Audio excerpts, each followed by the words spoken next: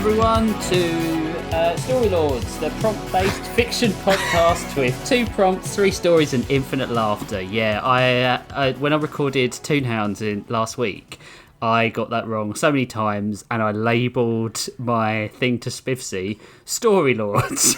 What did you? Did you say it was Story Lords? Yeah, I said it on air, and he was like, "I'm not re-recording that." Jeez. I do it all the time. It's lucky I don't do it more here. Anyway, I'm Rich Masters, the quote-unquote host. The truest host guy. Yes. And with me, as always, is Josh. What's up, bitches? And Jeff. I didn't even give you surnames today. Yeah, I didn't get to fucking say my hello. None of this matters. It's fine. That's right. Nothing fucking matters. I'm Jeff. Yeah. And, we're hosts. We are reading stories based on the 2 prompts, Rollerskates and beer this week. Yeah, I really fucking phoned this one in. Amen, brother. I had a whole like, oh, I'm gonna do this, and then I was like, fuck that. I'm gonna leave it up to the listener's judgment whether I phoned it in or not. If you think I phoned it in, dial this 900 number. If you think I didn't, dial this one. If you want the M&Ms to be blue, call 1-800-BLUE-M&M. I voted on that. I wanted the blue M&Ms. And if you want Jason Todd to die, I'm not finishing it off. Everyone wanted Jason Todd to die. Actually, did you know that people were setting up automated machines to dial in to kill Jason Todd? Yep. The actual number of people who wanted him dead was like way smaller than the people who did. Wow, was it? Yeah. And even the final tally was only 10 votes difference. Wow. Damn. I mean, Fuck you, Jason Todd. He was a shit Robin, so... He came back. Yeah, His I know. name's Jason fucking Todd. He's a dick. Yeah. That's Worst a Robin. Anyway, here's my story about Jason Grace. You want Jason to die? I could do that, right? Set up 2 emails and be like, email into this one if you want Jason Grace to die. I'm not going to do that. That's way too much. It's too much effort. That's way too much. It's too hot. Rich, please introduce me. Oh, sorry, yeah. So Jeff's first. Jeff's first this week. So we're going to head on over to Spooky Vision. Dun, dun, dun. Disclaimer. Sorry about the bad story. The title of my story is Nature versus Nurture versus Being a Giant Cricket Monster. Yep, those are the 3 things. Those are. Jason Grace could still remember the hurt in his little brother Archie's eyes staring up at him that Saturday night years ago. It didn't matter how much time had passed, he would always remember the look of betrayal, of disappointment, and of the slight fading of a deep golden adoration. Because they canceled Snick. Oh, God! Too soon. You were supposed to take me to the skating rink, Archie cried out, his fists balled up at his sides, his voice straining to stop the wavering tone of held-back tears from escaping. Kill him. And failing. That does happen later, anyway. He had thrown his roller skates onto the busted-up old asphalt parking lot with all of his might, all of his anger, and the heavy plastic wheels had barely held on to their metal axle. They had been standing behind Milton's flea market, the slightest smell of rain in the air and ozone behind it. I love Milton's. The sun had just set, and the deep blue of night was slowly overtaking the last vestiges of gold on the horizon. His friends stood to either side of him, giggling under their breath at the audacity of anyone to show their wounded emotions near them. Partially that, and partially the haze of a full dime bag of weed and several stolen beers from the nearby convenience store anyway. Jason couldn't see the humor in it. Jason could still, to this day, feel the deep burning pain in his chest that he felt then. The look on his younger brother's face had haunted him every time since that he felt that he wasn't living up to being the older brother that Archie deserved. He felt it now, standing smack dab in the middle of the world's most expensive, cheap-looking horror movie set. He had learned yesterday was called the Arklay Mansion. He felt the burning sting welling up within him as he stared hateful daggers across the room at the man he was certain had killed Archie, Rio Tachibana. He didn't do it! Everyone had just decided somehow that he was necessary to stopping the threat of Gestalt, But Jason was well aware that wasn't the case. Rio was the threat of Gestalt. He had taken everything he had ever truly cared about away from him. "Jason?" A small voice next to him piped up, causing him to jump slightly. Dev Durwood III stood next to him, placing a hand up on his arm as close to his shoulder as he could manage. "Are you okay, big guy? You look like the guy in the movie who's obviously the killer the whole time, but the writers pretend we don't know that for an hour and a half." Skeet Ulrich. "Yeah, Jason started, but then thought better of it, pointing candidly across the room at Rio, who was slipping through a doorway at the edge of the foyer to check what was hiding behind it. No, I'm not okay. That dude killed my brother. We saw the footage, Dev. Why in the flying fuck aren't we all just dogpiling into shit right now? I don't give a fuck about the Geneva Convention anymore." What? Whoa there, George W. Let's calm down on that for a tick. "He knows what we're dealing with here. He's killed dozens of these monsters already," Dev began, then looked out across the room to peer at Rio himself, who was coming back into the foyer from his excursion. He lowered his voice a little as he spoke next. "Besides, you dropped a heavy piece of machinery on him and he's walking around fresh as a daisy? I don't think we have any choice but to let him help us for now." He paused one more time and then lowered his head a little to look up at Jason over his glasses. "For now." Nice. Jason grinned. "I didn't know you were so devious, man. I'm impressed." His smile faded between sentences as quickly as it appeared. "You're right. I know you're right. But this is tearing me apart. He's right there, and I can't do anything about it. It just feels like I'm failing him again," he trailed off. "Failing who?" Dev asked earnestly. "All right, there's nothing but old furniture and decrepit old books in there," Rio yelled out over the assembled group, pointing over his shoulder. "Did anybody else find anything lurking in the shadows waiting to make this another 11 pages longer nearby?" Editor's note, he meant 12 pages apparently. Jesus Christ. Damn, dude. TK Kanzaki had just returned from a door behind the large foyer staircase in the center of the room herself, shaking her head. "Nothing suspicious in the tiny side bathroom I ended up having to check in. It felt very heroic to do, by the way. Not embarrassing at all to be the toilet checker." We all have a job to do. Yeah. Dips, the radical 90s ghost, popped his head down from the ceiling, his shoulders submerged in the stucco as if it was water thanks to his ghostly form. "Yo, dudes and dudettes, this upstairs area is totally rancid, bros. It looks like nobody's been up there since disco was in. I checked both floors and there's nothing going on but the rent, dude. You know what I'm saying? No diggity, dude." No doubt. Shit. The only That's way 90s. Dips...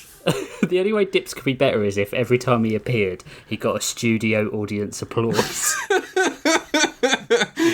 "I didn't check anything," Kayla S. Hunter said flatly, leaning against a large wooden table in the center of the foyer space. When everyone looked at her silently, she shrugged. "Nobody told me to check anything. I can't read minds like the toilet checker over here. I'm doing my best." Nice. "It wasn't a nickname. I refuse for it to stick," TK yelled in response. Looking around the room for approval, Jason and Deb smirked, turning towards each other to try to hide it from view. TK huffed in frustration. TK, toilet commissar. TK, toilet checker. "Well, I found something straight up disturbing and sickening," Alyssa Madero said with a tinge of excitement in her voice, standing in front of a half-open door on the opposite side of the foyer. "You gotta see this shit." Everyone filed into the room after Alyssa, Jason following from the rear, several steps behind Rio. He clenched his teeth, every cell in his body screaming for retribution against this man. He thought for a moment about just swinging his axe into his back and taking his chances. But even with all the violent rage boiling in his ginger red veins, he couldn't bring himself to literally stab someone in the back. It's an interesting thing you just said. Ginger red veins? Disgusting red-headed blood? Oh, God, jeez. Here we go. What the fuck am I even looking at? Kayla's voice snapped Jason back to reality, and he finally laid eyes upon the contents of the side room. There were no antique tables, no chairs or books or armoires or fancy gold adornments or whatever the fuck. There weren't even any wooden floors or lavish carpets. Instead, the room before him was pitch black and metallic, save for the deep purple glowing light emanating from dozens and dozens of rows of gigantic glass tubes lining the wall from one end of the space to the other. The bottoms of these tubes fit squarely into some kind of heavy metal base covered in strange machinery he'd never laid eyes on before, with deep, dark vents in them spewing a strange, icy haze into the air. The freezing smog even fogged up the glass to the point that only the purple glow from within could be seen, save for the vaguely humanoid shape floating in each of their epicenters. What the fuck? This is a cloning facility? Dev screamed out with the excitement of a 10-year-old boy being videotaped getting a Nintendo 64 for Christmas. Holy cow! That's like science fiction stuff. This can't be real. Wowie zowie! This kid is straight up coming right now, Kayla said with a laugh and shake of her head. I feel like I should avert my eyes out of politeness. Do you think you might be jumping to conclusions on this one pretty fucking quick, Dev? Alyssa asked with an upturning of her lip. You see a bunch of tubes and think clones? Real life isn't Star Wars. Seems a lot more like Scooby-Doo, Kayla muttered under her breath, looking at the rest of the group with slight disgust. Nice. Whoa, am I like Freddy or Shaggy, dudes? Dips asked thoughtfully. I mean, everyone in the group exchanged awkward, knowing glances for a moment before getting back on task. Yeah. I don't think he's wrong, Rio interrupted, walking up to the glass and placing his dark-gloved hand against the frigid tube and trying to peer past the ice formed along its surface. I was under the impression that Gestalt was doing human experimentation, but I suppose believing they would stop at that would be too naive. There's a human being inside of this. He dragged his hand harshly across the glass to reveal the being inside. Shriveled and drawn skin across fleshy, malformed bones. A bloated face whose features seemed to have sunk below the surface of the flesh, leaving right only here, Jeff. Look, nothing personal. He needs to get his inspiration from somewhere. A bloated, you know. a bloated face whose features seemed to have sunk below the surface of the flesh, leaving only deeply trenched holes where they would have normally been. Bones jutting from the muscle overlapping the skin, and a single malformed arm dangling from its dislocated shoulder socket. The motionless, horrific corpse within the tube stopped at the waist. Only remnants of tailbone and intestines floating below that point. Oh, what the fuck? Jesus Christ, Jesus Christ, TK said, placing her hand over her mouth and recoiling away from the tube a little.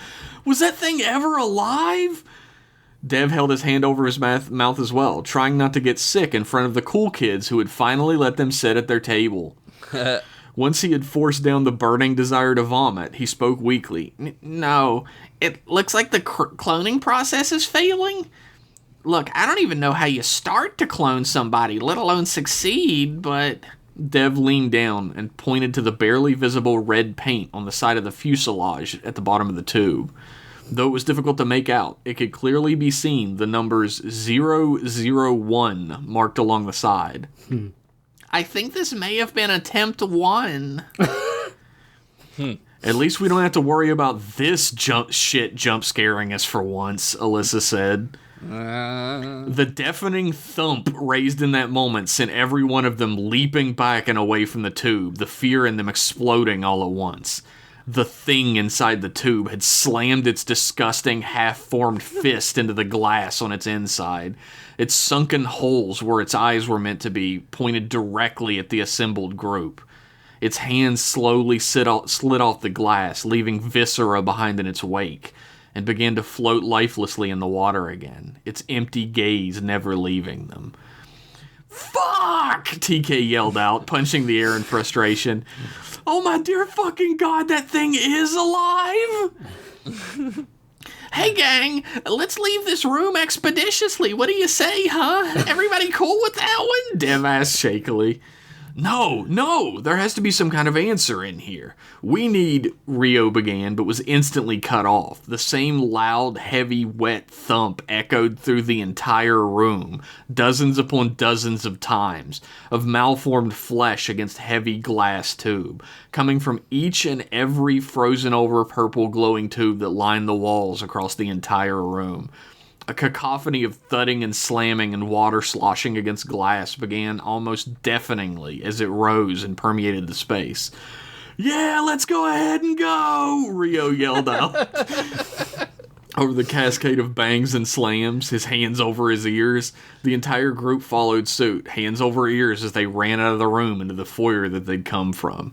Alyssa slammed the door behind her, leaning heavily on it after her.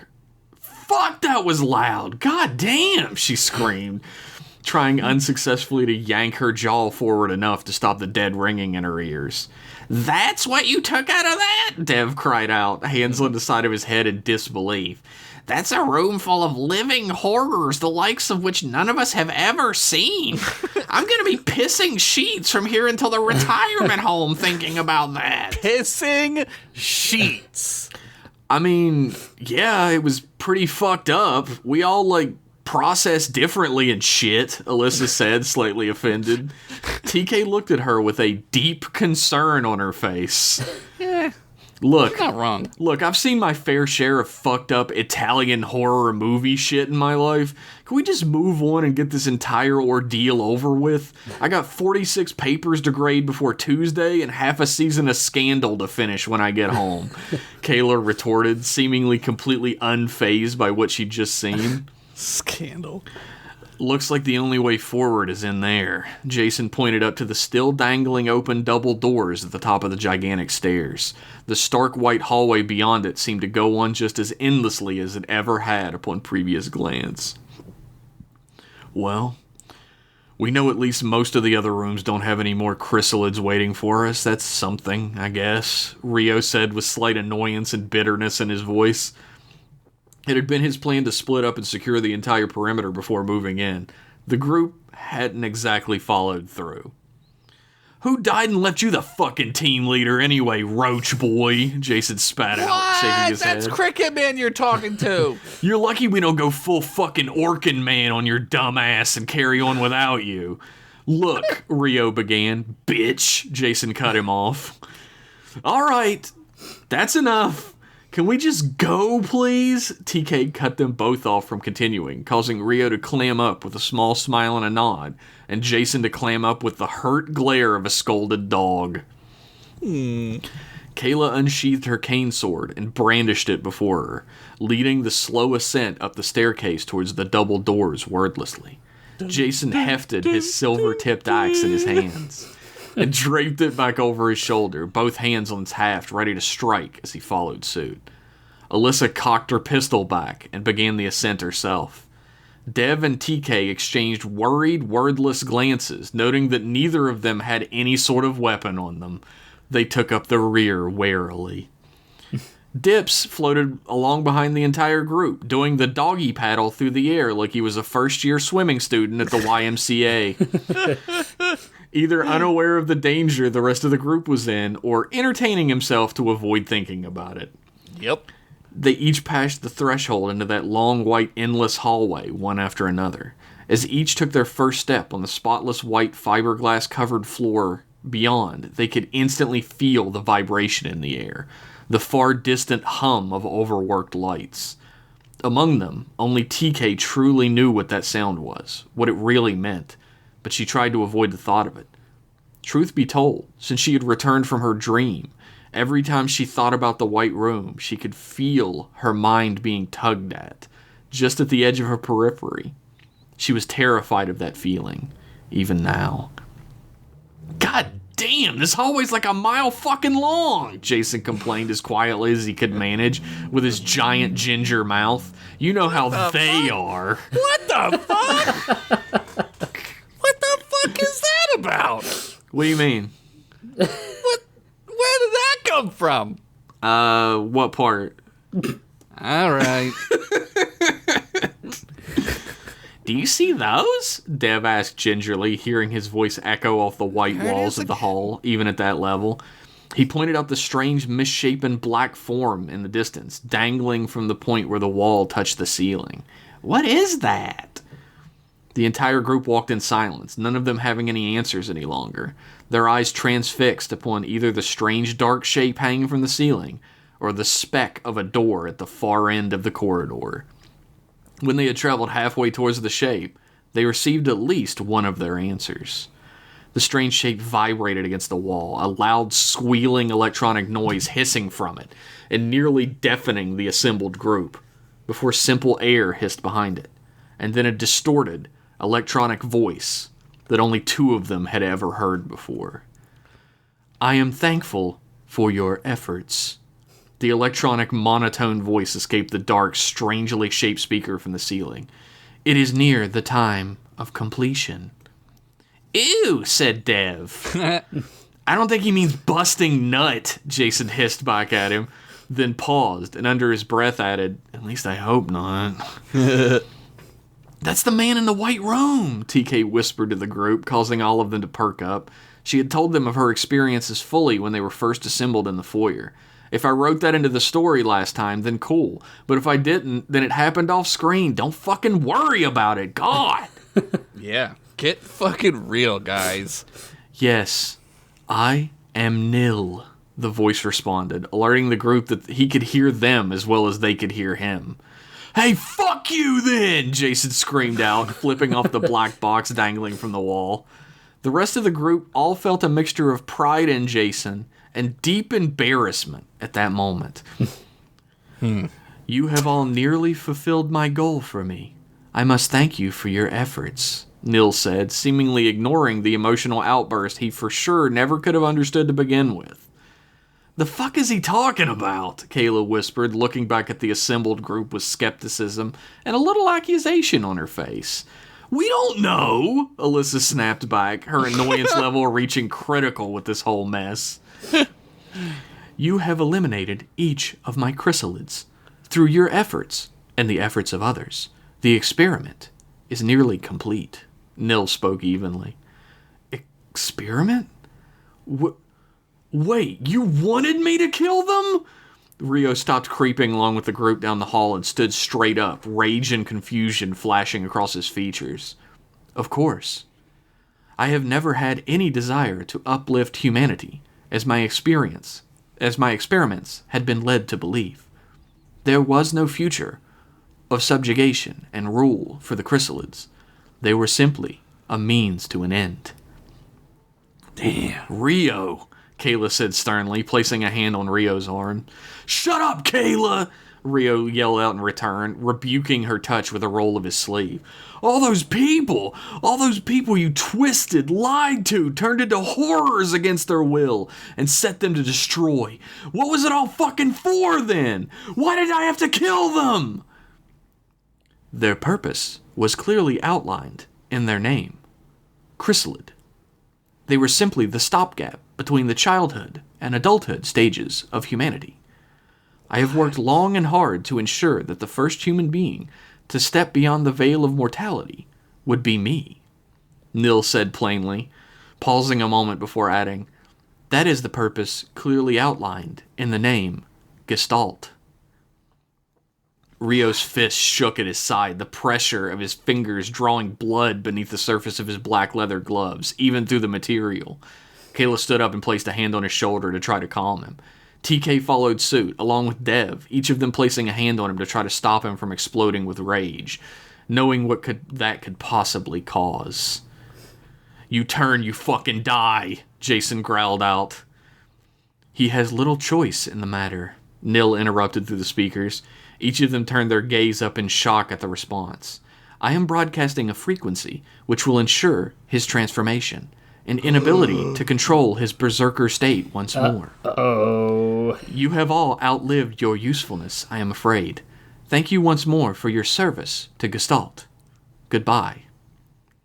The speaker crackled and spurted electronic signals. The white panels at the top of all of the walls from where they stood all the way into the far distance began to slowly recoil into themselves, allowing matching distorted black boxes to be dropped down from within them to dangle from the ceiling just as the first had.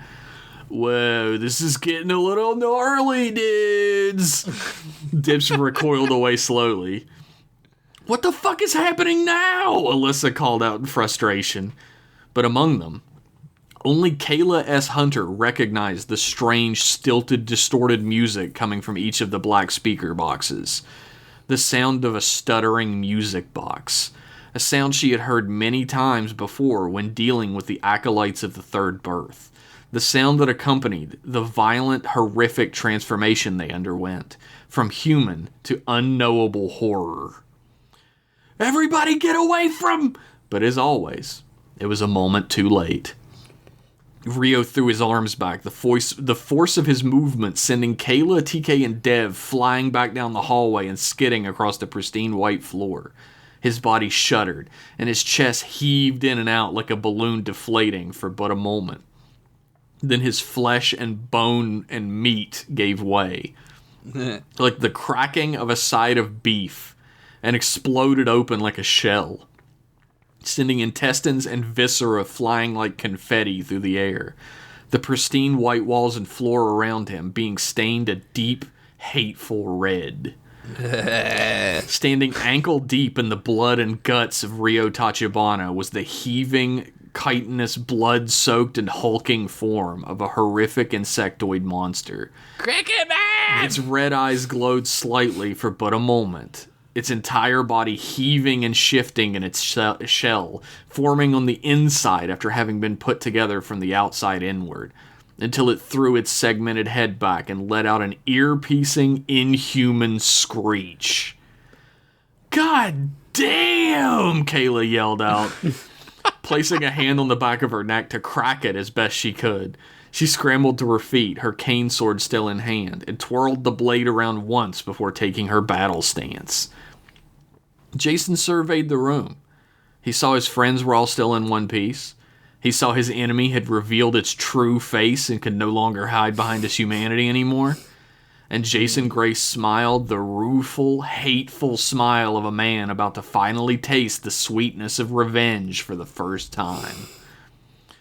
Die, you fucking bitch-ass roach bitch! Jason screamed out, leaping through the air with his axe head held high above his head and driving the wedge silver blade of it. Huh? What? Oh, sorry. What? I think I delayed a bit. Sorry. It's fine. Don't worry about it. Okay. Jason leaped through the air with the axe head high above him and drove the wedge silver blade of it down towards the waiting carapace of Cricket Man. But it found no purchase in the flesh there, instead slamming into the floor and cracking the fiberglass coating deeply, thanks to Cricket Man leaping away from him at a speed he could barely register, let alone follow. Cricket Man! Don't hurt him, he's not in control! TK screamed out, holding her hands up to try and do anything to stop them from fighting. But nothing happened at all. She looked at her hands with shock and fear and then threw them forward again. The exact same thing happening once more. God damn it, I need you! You shoot mind blasts or whatever when I need it, and I fucking need it now!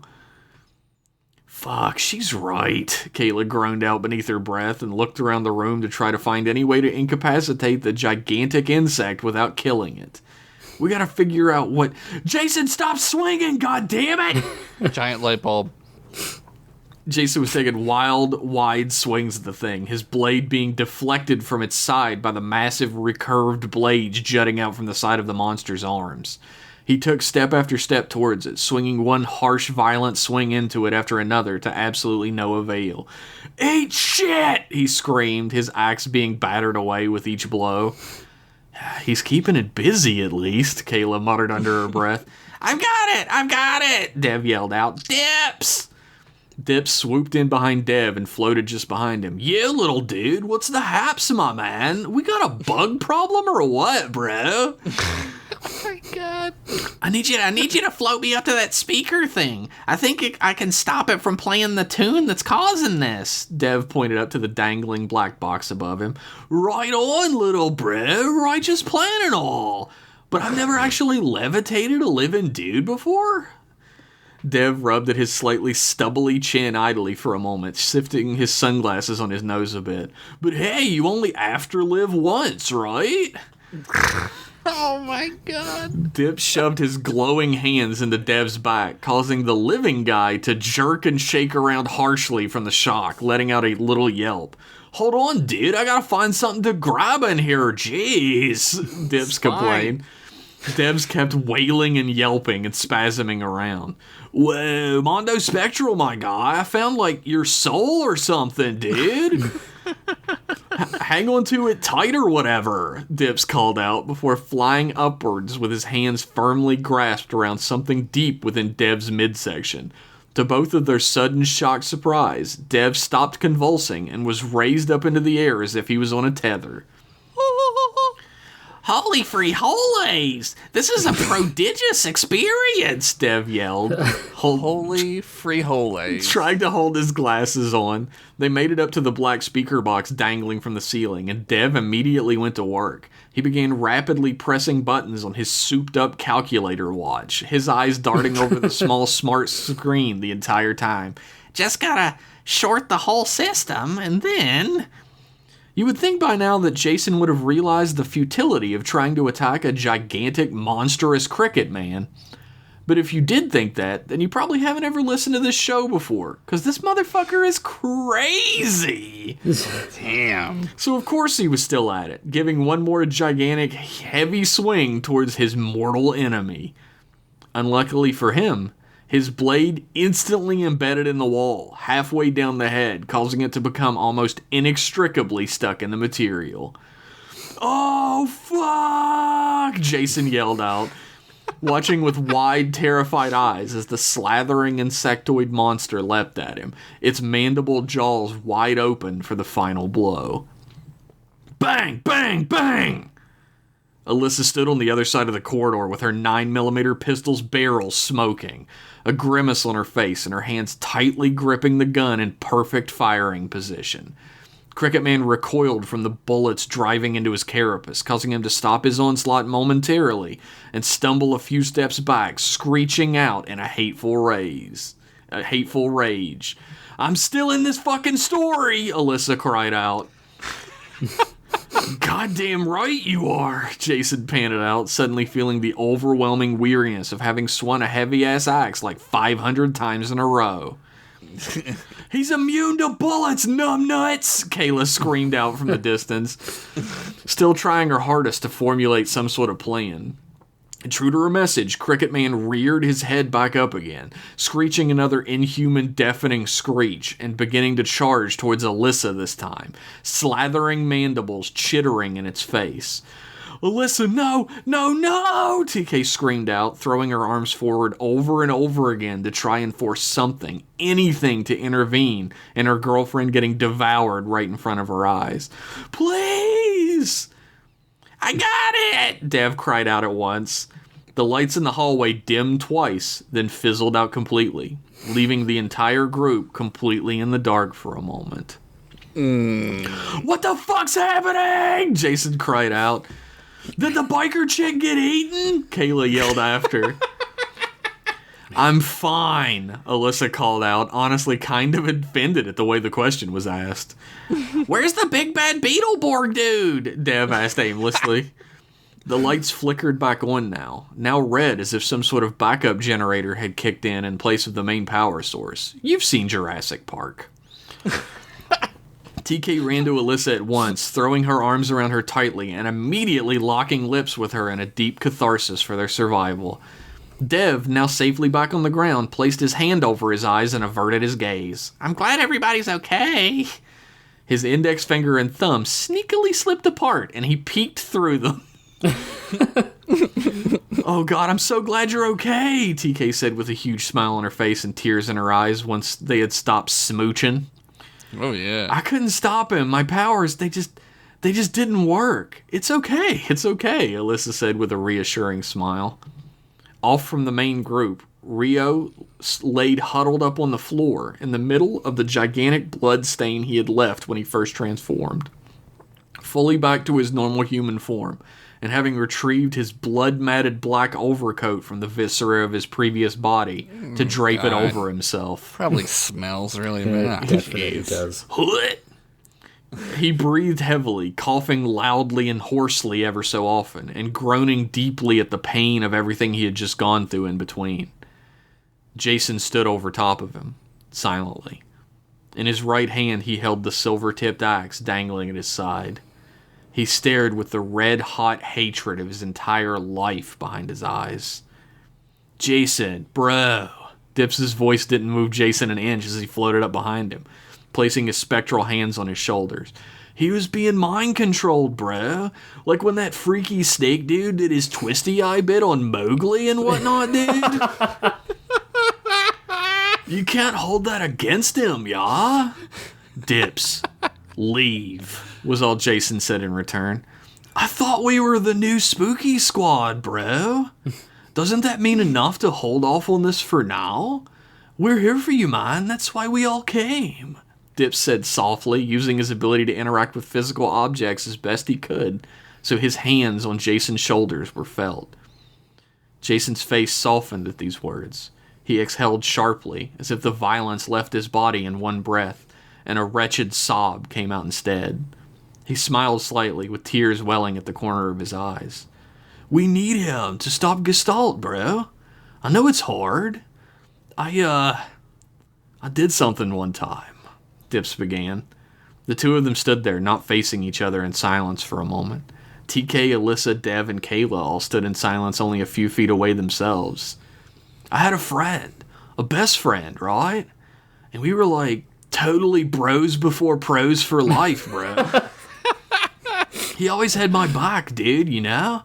And he came to me for help, dude.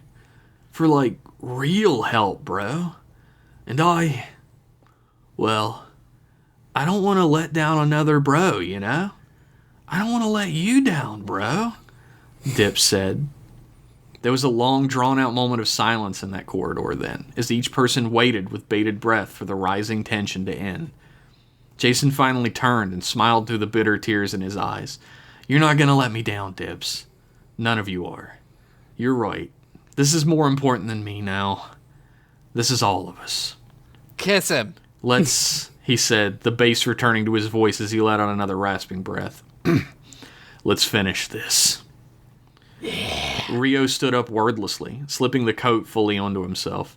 He looked at the assembled group with a mix of silent disgust at their approval of his death later down the line, and a genuine, deep, and painful jealousy at the bonds they were developing.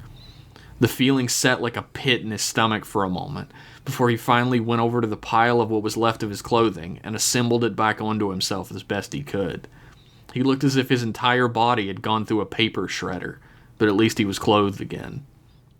He spoke, but hoarsely and briefly. Let's get it over with then. Then I can die. He turned and walked down the hallway silently. TK and Alyssa looked at each other, both with a wide mixture of emotions on their faces. Dev silently looked at the ground himself. Jason grimaced and began to follow. Dips floated along behind him. Well, I mean, you did kill this guy's little brother, right? Kayla broke the silence abruptly. Right? That's what I'm hearing happened? Because that makes perfect sense why no one would be on this guy's side, right? Child murderer and whatnot? Am I crazy here? TK and Alyssa shrugged at her, TK much more dramatically. Kayla turned her eyes to Dev, who did the Larry David Curb Your Enthusiasm gif, where he's like, I mean, yeah, I guess, sort of, I guess, but silently. Kayla shook her head. The entire group then walked down this long, endless corridor silently once more, save for the slowly raising sound of a halogen hum in the distance. To be continued. What the fuck? Action-packed! A lot of action, not a lot of jokes. Sorry, everybody. That was great. Yeah. You were wrong about it being a bad story. Got a little heartfelt. You're always wrong about that. So Thanks. shut up. Shut the fuck up. Wow. I was worried. It was good. It's good psychology there, Josh. Yeah, I'm great at that. Being a redhead and all, Yeah. we're great at it. With those big mouths. Did you ginger blood? Hold on, I gotta close my big mouth. Oh. Roll that tongue back in. Well, You know how they are. God damn. Yeah, it was good. I like, yeah, I kind of always thought that Rio was responsible for it, but I was hoping he wasn't.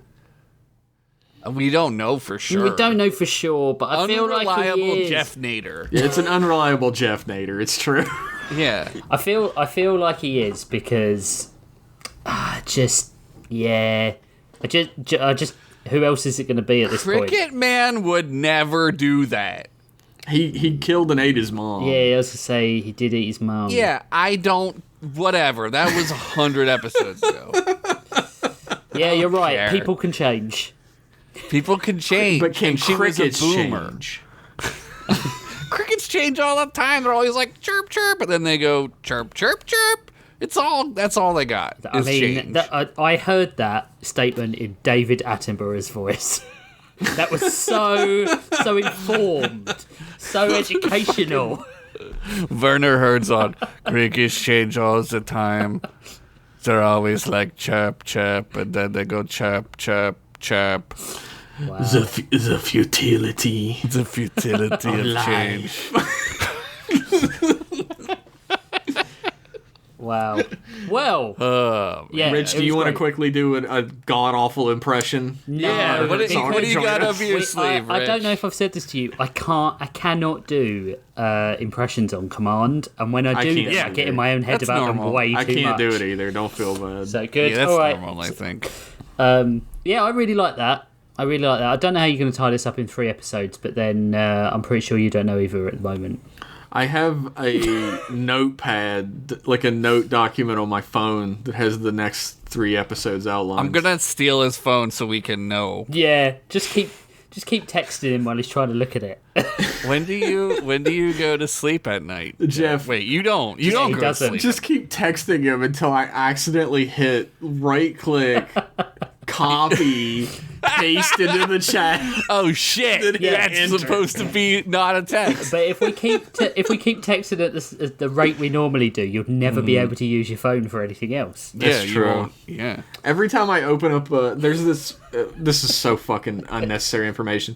But every time I watch this YouTuber, Zuli the Witch, who does like little lore videos about behind the scenes Dark Souls game stuff, Yeah. all of her text is at the top of the image when she's talking. Well, she doesn't talk; it's all text at the top of the image, and. You motherfuckers decide it's time to have a 55 message conversation. So it just keeps popping down, covering the text over and over and Well, over. maybe if you were getting ready for the show and not Yeah. reading Julie the Witch or whatever the fuck her name is. I mean, look, there's plenty of people to blame. What does this show need me to get ready for it for? That's my question. There's plenty of people to blame. Julie the Witch, Zazie Beetz for being so beautiful. Yeah. It's a lot of blame to go around. yeah. He's right. Right. How do you guys know I'm gonna watch that video? How do you know? Well, we don't eyes. know. Oh no. You guys have texted me don't so much. know. I've accidentally copy pasted that I'm gonna watch the video and hit enter. I just so. assume at like 1 o'clock, everything I do is going to be interrupted by something, right? That's how I deal with it. So I don't start watching Julie the Witch until after we're done. I'm not talking about the podcast time, ding dong. I'm talking about literally any time of other day. day. It doesn't matter when. I don't think I've watched one of her videos in months where you guys didn't start talking instantly. Even if you haven't talked in days. That's great. I'm glad we have that power. Yeah, I'm glad that we get to go bring every time you go to sleep for like 100 times a night. Yeah, that happens. I fucking turn on my notifications on my fucking tablet while I'm watching like Lower Decks or whatever, and I'll hear. "Bling." Yeah. I We're in each other's lives. We got to accept it. I'm in bed, guys! I normally wake up in the morning and there's about 70 texts. And what I do is I read the first 2, and then I'm like, I'm not reading all this. And then I search for Rich just in case you've asked me anything. And it's normally Josh telling me he's going to kill me. And then, Yep. True. and then I just am like, no, I'll just scroll to the end. I'm not reading all that. Do what Nick did. Guys, bedtime.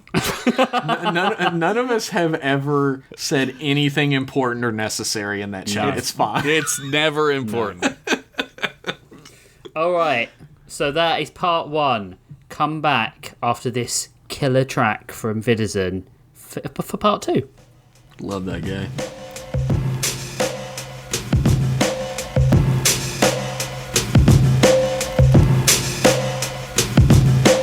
It's almost time to lock up the house. And then your party will really begin.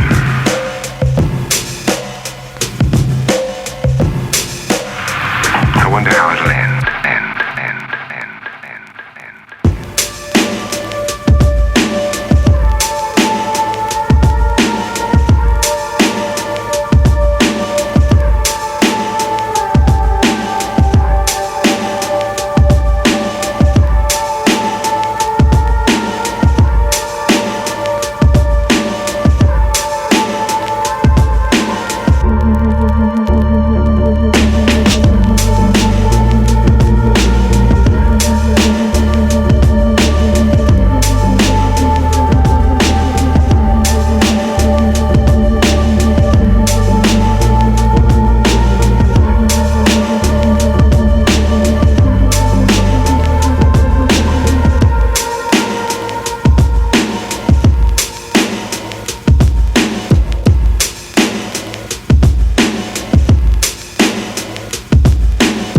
Welcome back to part 2.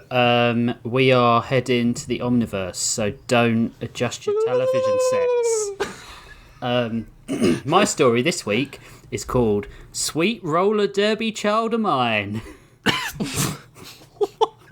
All right, we're off to It's not even a pun or anything. No, it's That's not. just- It's not. That's like title, one of those T-shirts with Mario where he's like got Dragon Balls for some reason. that title is indicative of the quality of this story this week. Jeez. Look, I don't want to fucking hear it. After you're like, no, your story's good. Blah, whatever. We just yelled at Jeff, and now I'm going to yell at you. Okay, right, fine. Outside the window of the ship, it was dark as pitch, with white specks flying past the window. Kind of like your average Friday night for your mum when she has to give blowies to strangers with the lights off. Jesus Christ. Those white specks are jizz, by the way, just in case you didn't get it. Unlike your mum, she definitely got it. Yeah, 2 mum jokes in 1 paragraph. Suck it, whoever these jokes are aimed at. Yeah, you know who you are. Fuck you and your mum I rode in on. Yeah. Nice. You are pretty cute, which is weird because I'm really not a baby person. Even if you are me, said Raph as she poked her younger self in the nose. The baby Kellen laughed and cooed as Raph put her in the papoose. A papoose is a baby carrier, for those who don't know. She had fashioned out of an old papoose she had write just that? found. Did you write a papoose as a baby carrier for those who don't know? No, I didn't. But I did spoil my own joke. I said, Raph put her in a papoose she had fashioned out of an old papoose she had found. It's just like a sling, isn't it? Yeah, essentially. Little Kellen fell almost immediately to sleep, because this is fiction, and watching Raph struggle with getting her down and asleep for 8 pages would be just as exhausting to write as the act is in real life. Fuck you, Evan. Damn! I remember, just a quick aside, I remember when he was teething and I wanted to die. I was like, I could remember coming back from putting him down to sleep, and it would take 3 hours to put him to sleep. And I came down the stairs one night, and I just burst into tears with Rachel, and I was like, I don't think I could do this. You can sort of kind of start to understand why, like, back in the old times, they were just like, give him whiskey. Yeah, give him some rum. I was really confused. Why didn't you just rub rum into his gums Yeah. like my parents did? Yeah. Blow weed Give in him some his face. ZzzQuil. They gave me a Zima and I was quiet. Put a Jolly Rancher in it. Raph went into the main area of the small ship, where she found the insectoid engineer she had come to see. No, she's not a snack. The baby is off the menu, Zax. Raph threw the drive she had stolen from the now dead scientists, and the bug caught it with his forelegs. I did bring this, though. No, I haven't seen it, but I heard it was a bit of a shit show. It doesn't really make sense canonically, but what are you going to do? It's Disney, man. Thank God they hadn't seen his headshot from Tropic Thunder. They might have recast him as T'Challa.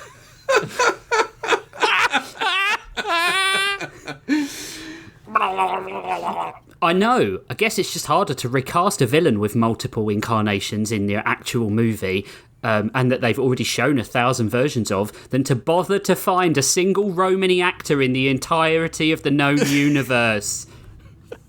Get Brad Pitt. He's Romany, right? In Snatch, he is. Yeah, I don't think that crosses over into the real world. No, I don't think it does. But, they've still got Nightwing to work with, so I'm okay for now. Zax plugged the drive into the panel in front of him. The display lit up and he navigated the directory of files, passing the folders marked Oceans 11 inches, Sperms of Enrearment, and Scrotal Recall. Sperms of Enrearment is amazing. Might be one of the top 5 jokes you've ever made on this show. That is an amazing title. To a file marked Rift Walking. The insectoid opened it and looked at the numerous writings the two-time travellers had made about her powers. Amongst the files was a picture, and she quickly clicked on it. Up popped yet more evidence of Trump at Epstein's private island of statutory rape, and yet 40% of the voting population of America don't see a problem with electing rapist pedophiles. I suppose that's why they're voting for him, isn't it? If you take away a woman's right to abortion, there's a whole new set of potential girlfriends for you who can't fight you off. This is not a joke. This is actually happening. Go vote. God I'm not laughing. I am not laughing. You notice I wasn't laughing. Wow! That was a party political broadcast. Remember 100 years ago when he almost got shot in the face? Do you remember seeing the pictures this week of his ear completely healed? It's amazing. Jesus did that. Yeah. They just fucking, yeah. Arms of an angel. I didn't know that the hardest hitting political commentary on the airwaves was going to come from story lords. But here we are. You never know what you're going to get here. No. The insectoid closed that picture and opened another. This time a face showed. One Raph was very familiar with. Florgo, she whispered, before turning to the insectoid. No. She opened a case she had brought with her, and out came a pile of mewing kittens. Imagine the cutest kittens you can, and then multiply by 8. I know this is the sort of payment you were looking for. Thanks, Zax. Now, I know what you're thinking. Rich just made a joke about the insectoid eating cute kittens. What an utter bastard. But wait, Zax was lonely. A lonely being on account of his crippling anxiety. So Raph brought him a few pets to cheer him up. He grabbed one and hugged it into his face, a little tear rolling down his cheek. What the fuck? This would be the thing to pull him out of his depression finally. See? You don't know me. I'm going to call bullshit on this because Zax wanted to eat the baby 5 seconds ago. He wants to eat a baby. He wouldn't eat a kitten.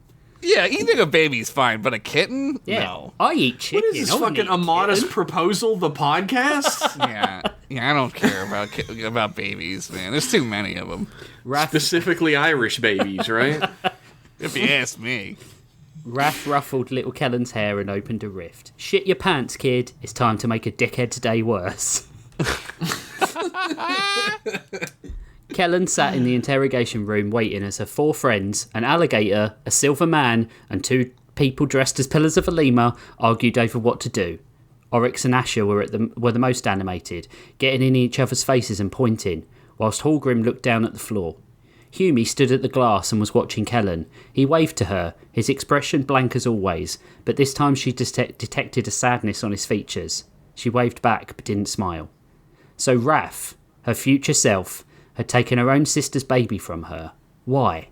She had been the one sending the crew to different times and places. Why? Raph had killed their father, Corvus Amray. Why? You might think this is part of the story, but I'm actually asking. I'm out of ideas and I need help. This is a joke. Your ideas probably suck harder than your mum trying to make gin money. Gin money! Oh, That's the most Gin? British thing you've ever said. The gin is way too cool a drink now for people's mums to have. Sherry. Yeah. There you go. Sherry Peach money. schnapps. The door hissed open. Zima. The door hissed Sucking open. dick for Zima. The door hissed open and Hallgrim entered, looking at her. Kellen couldn't meet his eyes as he came and sat down in front of her. We've been arguing about whether or not we can trust you anymore, Kels, he sighed. Raph is you. You're Raph. Whatever turns you into a baby-stealing, kid-murdering prick might only be a couple of minutes away, you know? I mean, that's what Ash thinks anyway. I trust you, but then I imagine people thought James Corden was all right before he became history's greatest monster. No argument here. She's When not did that me- happen? Last year? Yeah. It was when he did that thing in that restaurant. When he did that Friends special. That's what. Oh God, carpool karaoke. That's a monstrous thing. Yeah, that's stupid. She's not me, Hallgrim. I mean, she literally is, mate. Hallgrim grimaced. She wasn't much older than you look now. It was the difference between like episode 1 you and Obi-Wan Kenobi and episode 3 you and Obi-Wan Kenobi. Not like episode 1 you and Obi-Wan Kenobi to episode 4 Guinness Obi-Wan Kenobi, if you know what I mean. It was like 10 years, 20 years at a push.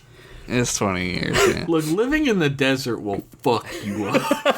Tatooine's a shithole, dude. He's not even wearing like a turban or any sort of Nope. like coverings on his face. Well, I mean, it's not. I mean, someone who isn't smart enough to change their own second name as an alter ego in a secret, to try and keep my himself man secret. is wearing his Jedi robes. I'm pushing my glasses up. Okay. Mm-hmm.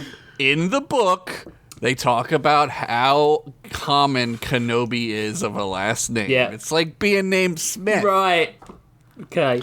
Did they explain why he's still wearing his Jedi robes? Because they're fucking cool and comfortable. Because he doesn't want to wear underwear. That's why. Yeah. It's hot as fuck there. It's like 89 degrees Fahrenheit.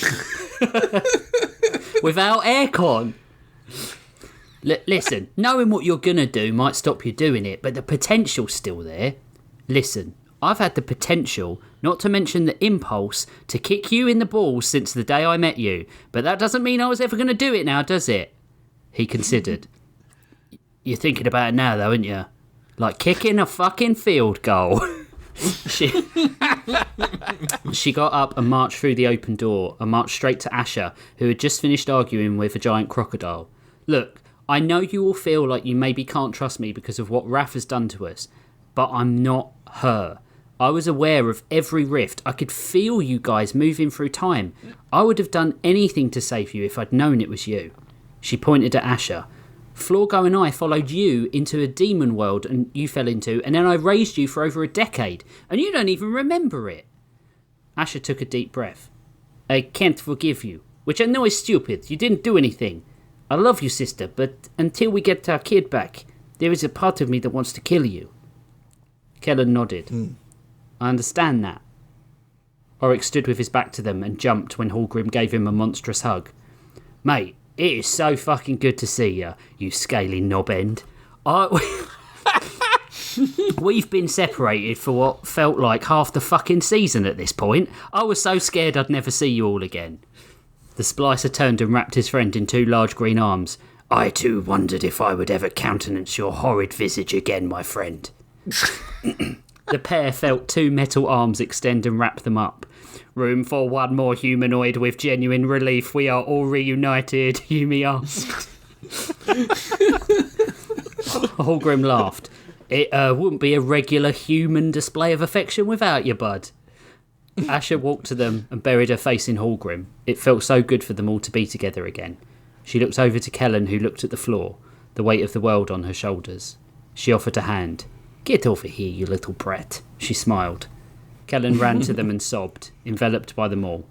It felt so comforting, but they had all been changed by their experiences.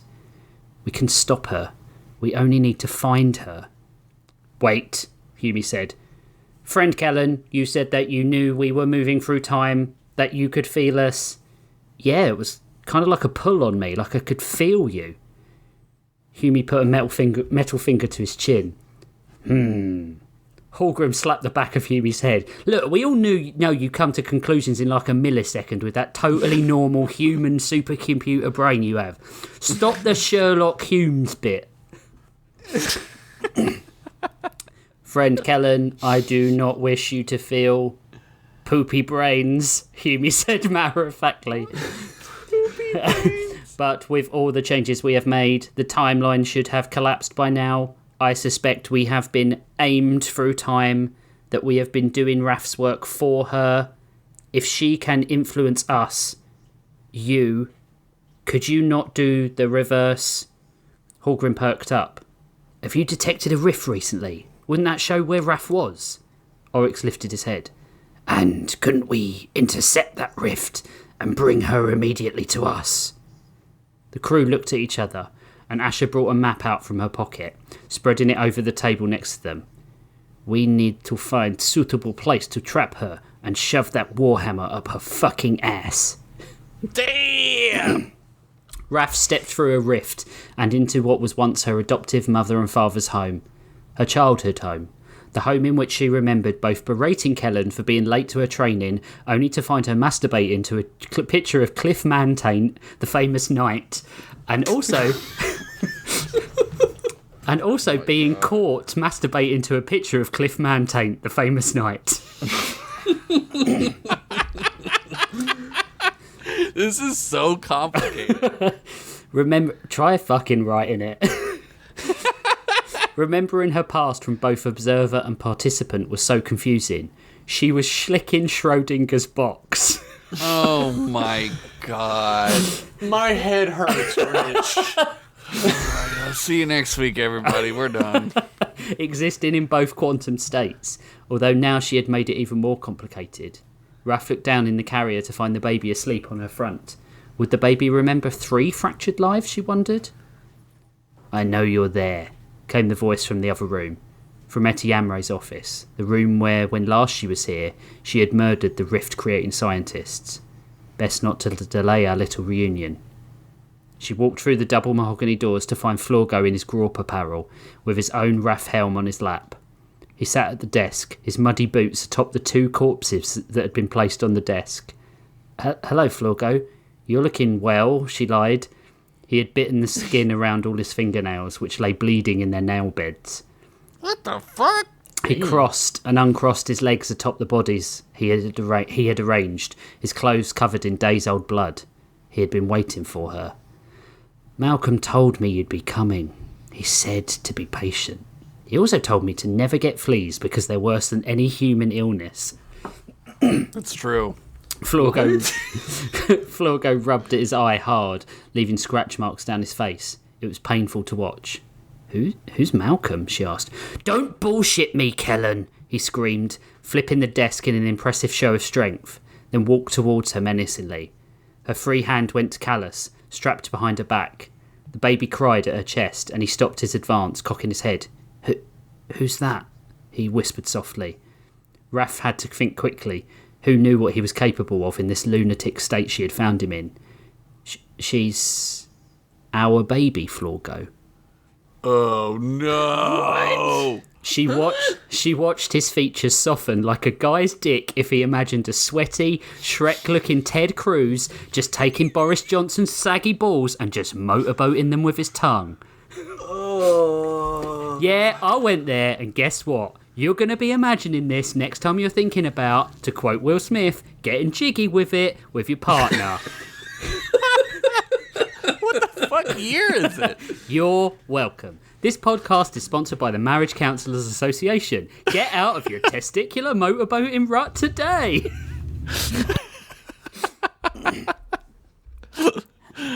Oh my god. How is this possible? He whispered, reaching for the baby but pulling back at the last second.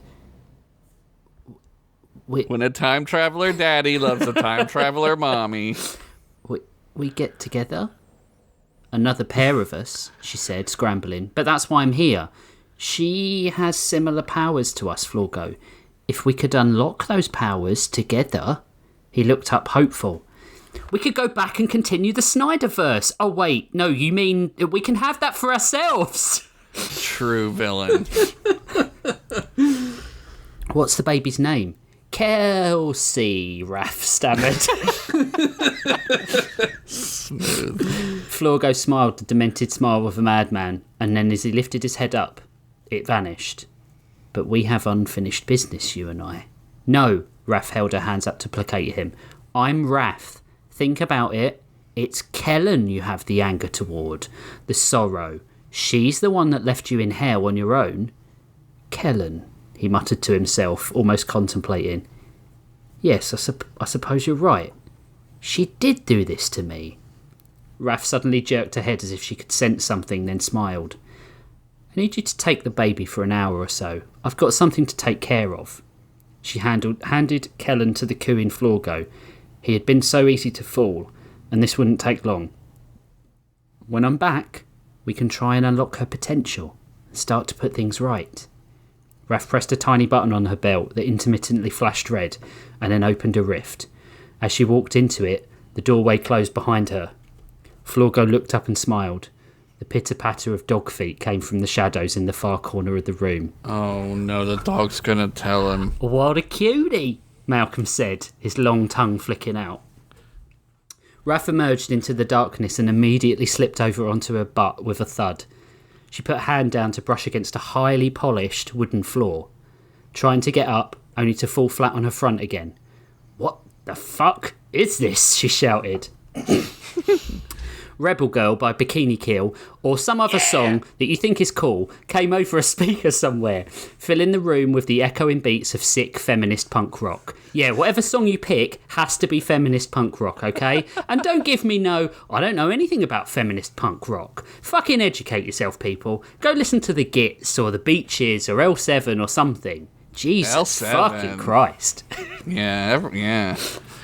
I agree with the narrator on I'm going to have to agree with the omniscient voice. Yeah. A crocodilian tail flashed out of nowhere and hit Raph across the face, sending her back to the floor.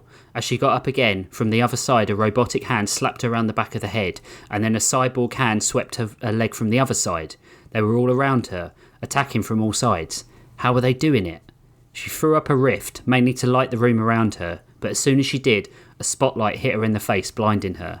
A knife slashed her across the hand she put up to guard her eyes, a knife that was meant to blind her. Maybe you would like a drink. Hume threw a keg of beer, which smashed into Raph and split over her. No, you shoehorned prompts in.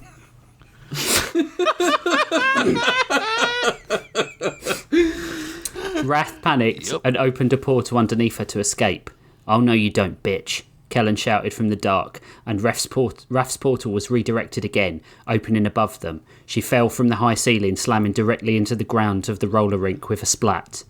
Portals, bitch! A silver knife flew at her, and Raph was barely able to open a rift before it struck her in the chest. But as she opened it, another opened in front of her, and the knife struck her in the shoulder, pinning her to the floor, before another hit her in the other shoulder. You taught me too well, you decrepit old hag. Kellen stepped out of the darkness, a pair of roller skates on her feet. Echoing, slippery, big sound and light system. We thought you'd struggle here. Well, look at you. 10 years has put some muscle on you, some scars. It's like looking in a mirror, Raph laughed. Kellen smirked. If that mirror was a funhouse one, you've got like 20 years on me, you saggy-titted old fuck. Damn! Cold-blooded. That's fucked up. That's some self-loathing, man. She looked behind her. Keep the light show going, Hume. Keep hitting her with everything you got. Hume descended the glitter balls he had made from the ceiling, directing light all over Raph from every angle. Raph gritted Glitter balls. gritted her teeth. The distraction too much for her to focus on opening any rifts. Not everything, eh? I still have a pretty good bargaining chip. Asher stepped forward in her own roller skates. Give me back my daughter, you Give me back daughter, you fucking time-hopping harpy. The button at Raph's waist began to beep, and Raph looked at her younger self with a smile. Okay, Rook. It's time for us to have a little chat. She pressed the button and the entire wall of the roller rink caved in a spray of dust and brick. What? Well, This is a right turn up for the books, ain't it, lads? Came a familiar voice. My completely human self detects familiar chronal signatures. I feel as if I should be feeling some cold shame about former actions. Was I a nerd, friend Hallgrim? You were as cool as any cosplaying robot who thought he was a human, bud, Hallgrim said as a growl came from his side. We should finish this quickly. I gave all this shit up years ago in order to tread the boards. Shut up, Vesptillion. Are you okay? Are you okay, sister? An older Asher's voice chimed from the mouth of the hole caused by the explosion. She's a bit beat up, but if you try anything, I'm going to rift her fucking head off so fast that wrinkly forehead of hers will break this airspeed record. Damn. Fuck me, is that little Kells? Does this mean our parcels are here? Mate, you have no idea how long I've been trying to get my porn collection back. The four of them stepped into the light, all of them so different. A beret wearing Oryx growled in an ill-fitting polo neck and swirling a brandy in his right hand. Hallgrim had upgraded his cybernetic parts from the encounters with Robo-Hitler, and now he looked like a small battle tank on legs, although he had painted naked World War II babes on the sides like tattoos. Nice. Next to him, Humie stood, draped in the sewn-together skins of humans that were stitched over his frame like clothes. God. With skinny jeans and those leather jackets middle-aged men wear when they think that they're young, but they look like rejects from a rubbish biker gang. I'm right here, Rich. Yeah, it's not like I own a leather jacket or anything. Oh, no. Right You know here. the ones I mean. The really skinny leather jackets. I'm right here! I don't know. Whatever the bad one is the one I got. And at the top of the pile of bricks, Asher stood in Dracula's cloak, her skin pallid and chalky, her hair in the double beehive. Nice. Oh, what alternate versions? It's come to this. It's like they kicked all four of us through fucking Hot Topic, Hallgrim moaned. Look at you, Ash. You didn't tell me your favourite movie was fucking Nightmare Before Christmas. Asher grimaced. At least I've not gone full Buffalo Bill. What the hell, Humie? You look like Frankenstein's sewn up taint. Yep. Mine has no shame. Why couldn't I be reduced to the gentle beast turned savage cliche? Oryx said, annoyed. I like the skins, Humie said as everyone looked at him uncomfortably. Makes perfect sense. Oh boy. Kellen braced herself as the four started walking down the pile of rubble towards their parcels. Get your shit together, guys. We got to fight these jackasses off if we want to find the baby. But when all she heard was the echoing of her own voice, she looked around. Everything had stopped around her. Her friends were mid-step, ready to charge at their future selves, who were also mid-cool slow villain walk. Nice. I thought it best we took a little time to talk, Raph said, as she pulled the knives from her shoulder and threw them to the floor. Kellen went to attack her, but Raph swept her leg away with her boot and watched her fall to the floor. Just don't bother. We're clearly cancelling out each other's powers. And I hate to be cliche, but if I wanted you dead, yada yada yada, I appreciate why you're angry. You stole a fucking baby! You're one step above rapists or people who spoil movies on Twitter the day they come out. For clout, Damn. for people they don't know. Kellen spat. Why? Raph smirked. It's going to sound odd to you, but I'm really doing this for us. For all of us. When those fucking scientists came here, they destroyed this universe. The rifts are a death sentence. The natural energies that keep us alive... Jizz, asked Kellen, are leaking out into other times and universes. This should be the golden line, the prime timeline, but it's leaking. Like, jizz? Asked Kellen. Stop it! Raph shook her head. My Raph told me I had to restore the line, but every attempt makes it worse. And then I realised, if I could unlock our powers earlier, before Asher left... Before the signs of war, before the reap increased the pressure. Wait, the baby? Kellen asked. The baby is us, Raph nodded. In every timeline, Kellen has taken her baby self and secured our future by placing us with the Amrays, and every time it fails. So I thought, why bother? Why not use you and our friends as the timeline securers, whilst I tried another way, a cleaner way. Kidnap and infanticide to make sure that our future self doesn't have to do this. If I can help the baby, I can secure our future. I can make it so that my friends all end up how I want them to, happy and alive, exactly how you want them, Kellen asked. And all it costs is ripping an innocent child from her mother and father. Raph licked her lips, suddenly dry. Don't do me any favors, you know. It's one kid. It's us. I'm happy to make the sacrifice. You mean like you sacrificed Dad? Like you sacrificed Mum? Raph looked panicked. Mother was an accident. Dad, I needed a way to stir you into action, to get you on my side. It was a one-time thing. That's a lot of one-times you're mentioning. You don't get it, Kellen. You haven't even started to understand the things I've lost, the things I've had to do. This is a drop in the ocean. Look at those freaks. I love them, same as you, and I've lost them 100 times. It dawned on her then. Wait, these aren't even your friends? What did you do, nab them from other times? What happened to those timelines? Raph looked up with wet eyes.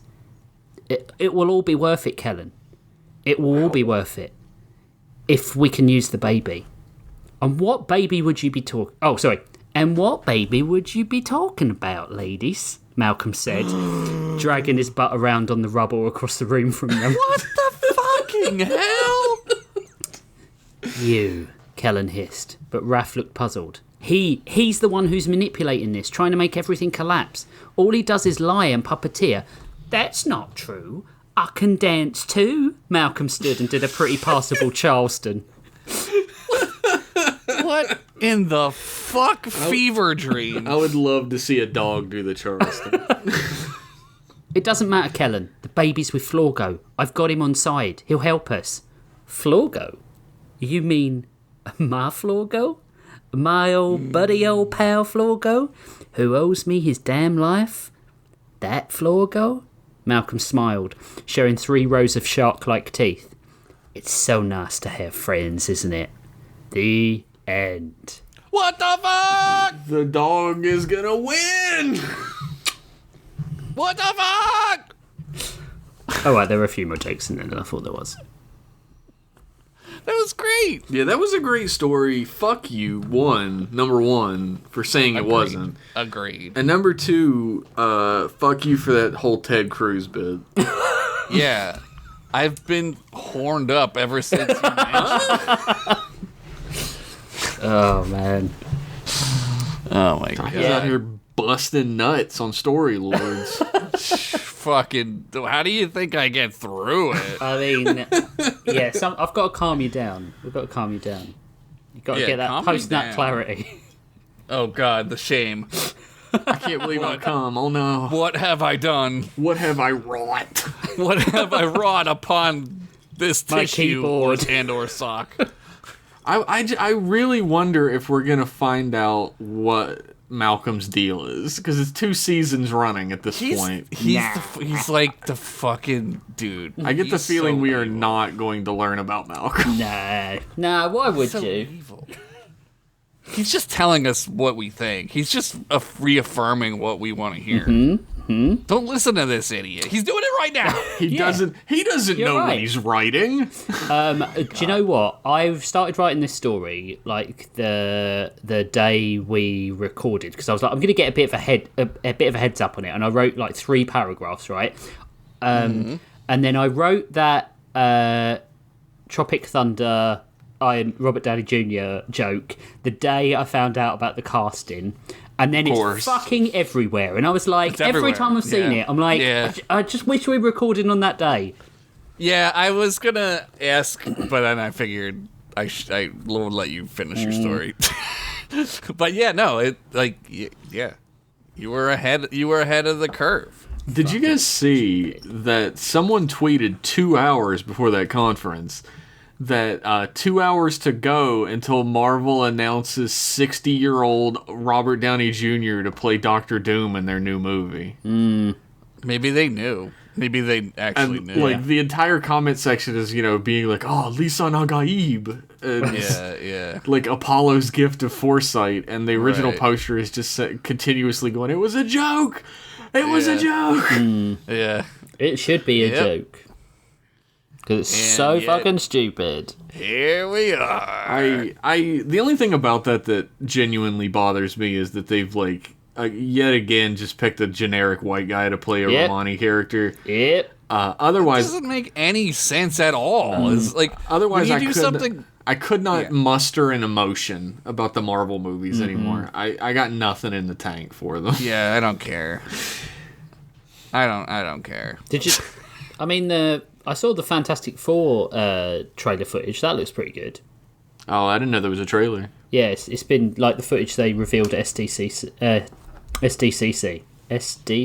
Yeah, that's right. San Diego Comic Con has been revealed on YouTube, but it's like grainy as shit. But it was pretty good. I like it. I feel like the only person in the world that when they like announced Pedro Pascal as Reed Richards, I was like, what? Yeah. Yeah, I love him, the but- guy. I Yeah. think he's great in everything he's been in, but like, I could not imagine like a weirder mismatch of an actor and a character, except maybe Robert Downey Jr. and Doctor Doom. Oh yeah, that's true. But I when I heard that, I was just like, what? All right, I guess. Why isn't Jessica Alba gonna be Mrs. Fantastic?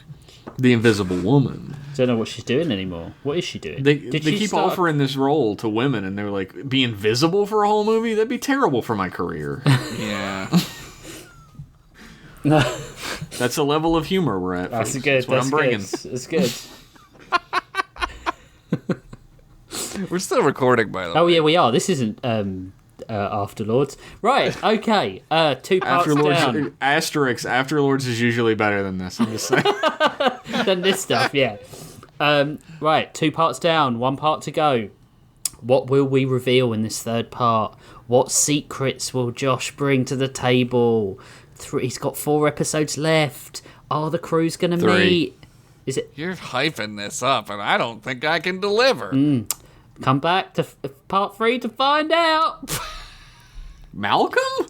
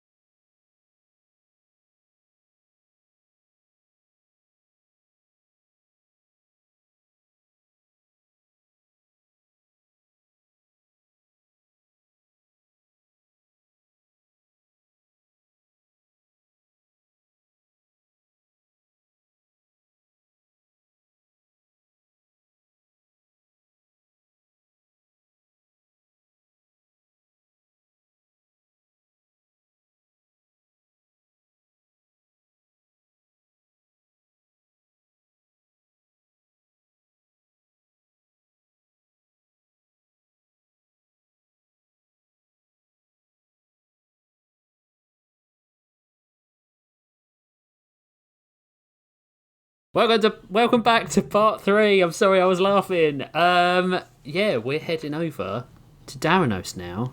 Don't we have a transition noise for that one? Or apparently we do. It's a weird bird. It's the spooky sound. The transition into Daranos is, oh, I didn't mean to go so early. Oh, I just cummed. Oh no, I'm farting.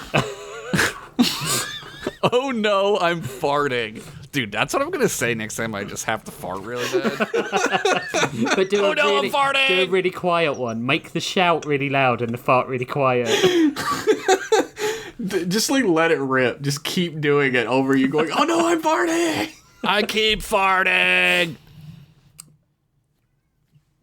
Well, Anyway. Yeah. Time for Oh, your am I story. supposed to go Yeah, now? it's your Okay. story. It's your time, turn, buddy. dude. I forgot what we were doing. We've been here for so long. This episode has become like interspersed with Afterlords bits. Yeah. It's like we're at like episode fucking 49. Yeah. It's all. We're ready for a break, everyone. I need a fucking vacation, dude. My story this week is called "Whatever Happened to Clowns." Yep. Good question. Not one of the prompts, I'll point out. Roller skates and beer. A good story really just poses a question, doesn't it? Yeah, like- you should really think about that. Like a morality play. So I'm looking forward to where this is going. What's Morn got to do with it? Wake up! Demi whispered, yelled at Jelly, which I didn't do. The little oozling cubiform was napping inside of Ugla's old wineskin ever since Demi had been captured. Either that or he was drunk as fuck on, quote, mommy's make the phone calls go away juice. Jelly, are you drunk? Demi asked with a side eye. Hick! Jelly let out one hiccup and a bubble came out of his mouth region. Demi turned the wineskin upside down again and looked into the spout. She shook the bottle, more for show than to see if anything was actually left. You freshman, Demi chided. She put the cap on the skin and leaned down to whisper to the sleeping cube. If you wake up now, you can have a nice key snack, she said. With a jolt, Jelly shot up and turned himself into a shape of a skeleton key himself. Right in here, Demi said, pointing to the lock that latched together all of her shackles. Jelly shot up with excitement and launched himself in key form into the lock, fitting perfectly. After a few seconds, he began to eat through the lock from the inside out, just like I ate through your mom's sweaty penis fly trap last night. After the lock was fully dissolved into jelly, he let out a small burp again, his hangover fully cured from his breakfast of metallic goodness. Debbie pulled on her chains and they clanged off of her ankles and wrists. She looked around to see if anyone had heard, but nobody was in sight. Not even the totally alive Skeleman in the other cell woke up. Jelly slithered over to the lock on the cell door and hopped up and down. He wanted seconds. No need, my mucusy muchacho, Demi said with a smile. She moved through the bars like some kind of aquatic cat and slid through them with ease. What? Because she's little. She's just like a little kid. Like an aquatic cat? Yeah, like a mercat. They're real. You don't know about mercats? This is real poetry, is all I'm saying. Get the fuck on the bestiality like you're supposed to. You know? What? Bestiary. There we go. Yoink, she said. She was free. She went over to her sword, which was against the wall, and held it up like Link. Ba-da-da-da, she sang in triumph. Jelly hopped up on her shoulder. Okay, let's be very quiet and get the piss out of Pittsburgh. Jelly squeaked in agreement. 99 bottles of piss on the wall. 99 bottles of piss. Take one down, drink it down. 98 bottles of piss on the wall. Gunk sang drunkenly as he tilted his mug of ale 90 degrees into his mouth. To his chagrin, it was empty. He patted the bottom of the mug as to get every last drop out. Stupid, non-magical, endless beer mug, Gunk said as if that were a thing. It wasn't. I know what you're thinking. But why isn't that a thing, narrator guy? Because not everything has to exist, you ungrateful fantasy lore sluts. God, get off my dick, you fucks. So a fucking mercat exists, but not an endless beer? What do you want? What do you want? Endless beer. What do you... Fucking... No. It's very clear what he wanted. Fucking no. Damn. At least I could be an aquatic cat. No, you can't. Damn! You can't turn into You're one. taking everything away from me. Look, You Josh, didn't even know you wanted it. Josh, I don't want Jeff, it's been a very heated podcast. Let's just get back to the matter at hand. Let's get Let's just through it. do what we're hot. supposed to do here, guys. Let's just get through it. All around the room were Axewound's trophies of triumphs from her past. Skeletal servants served Gunk grapes from a silver platter as he shook his empty beer mug. The universal gesture for, fill this bitch back up, you skeletal bitch. The skeleton man bowed and took the mug, soon to return with it full again, with fine ale. Yo, magic mug is back, he yelled, wasted. It had been several days since he had seen Axewound.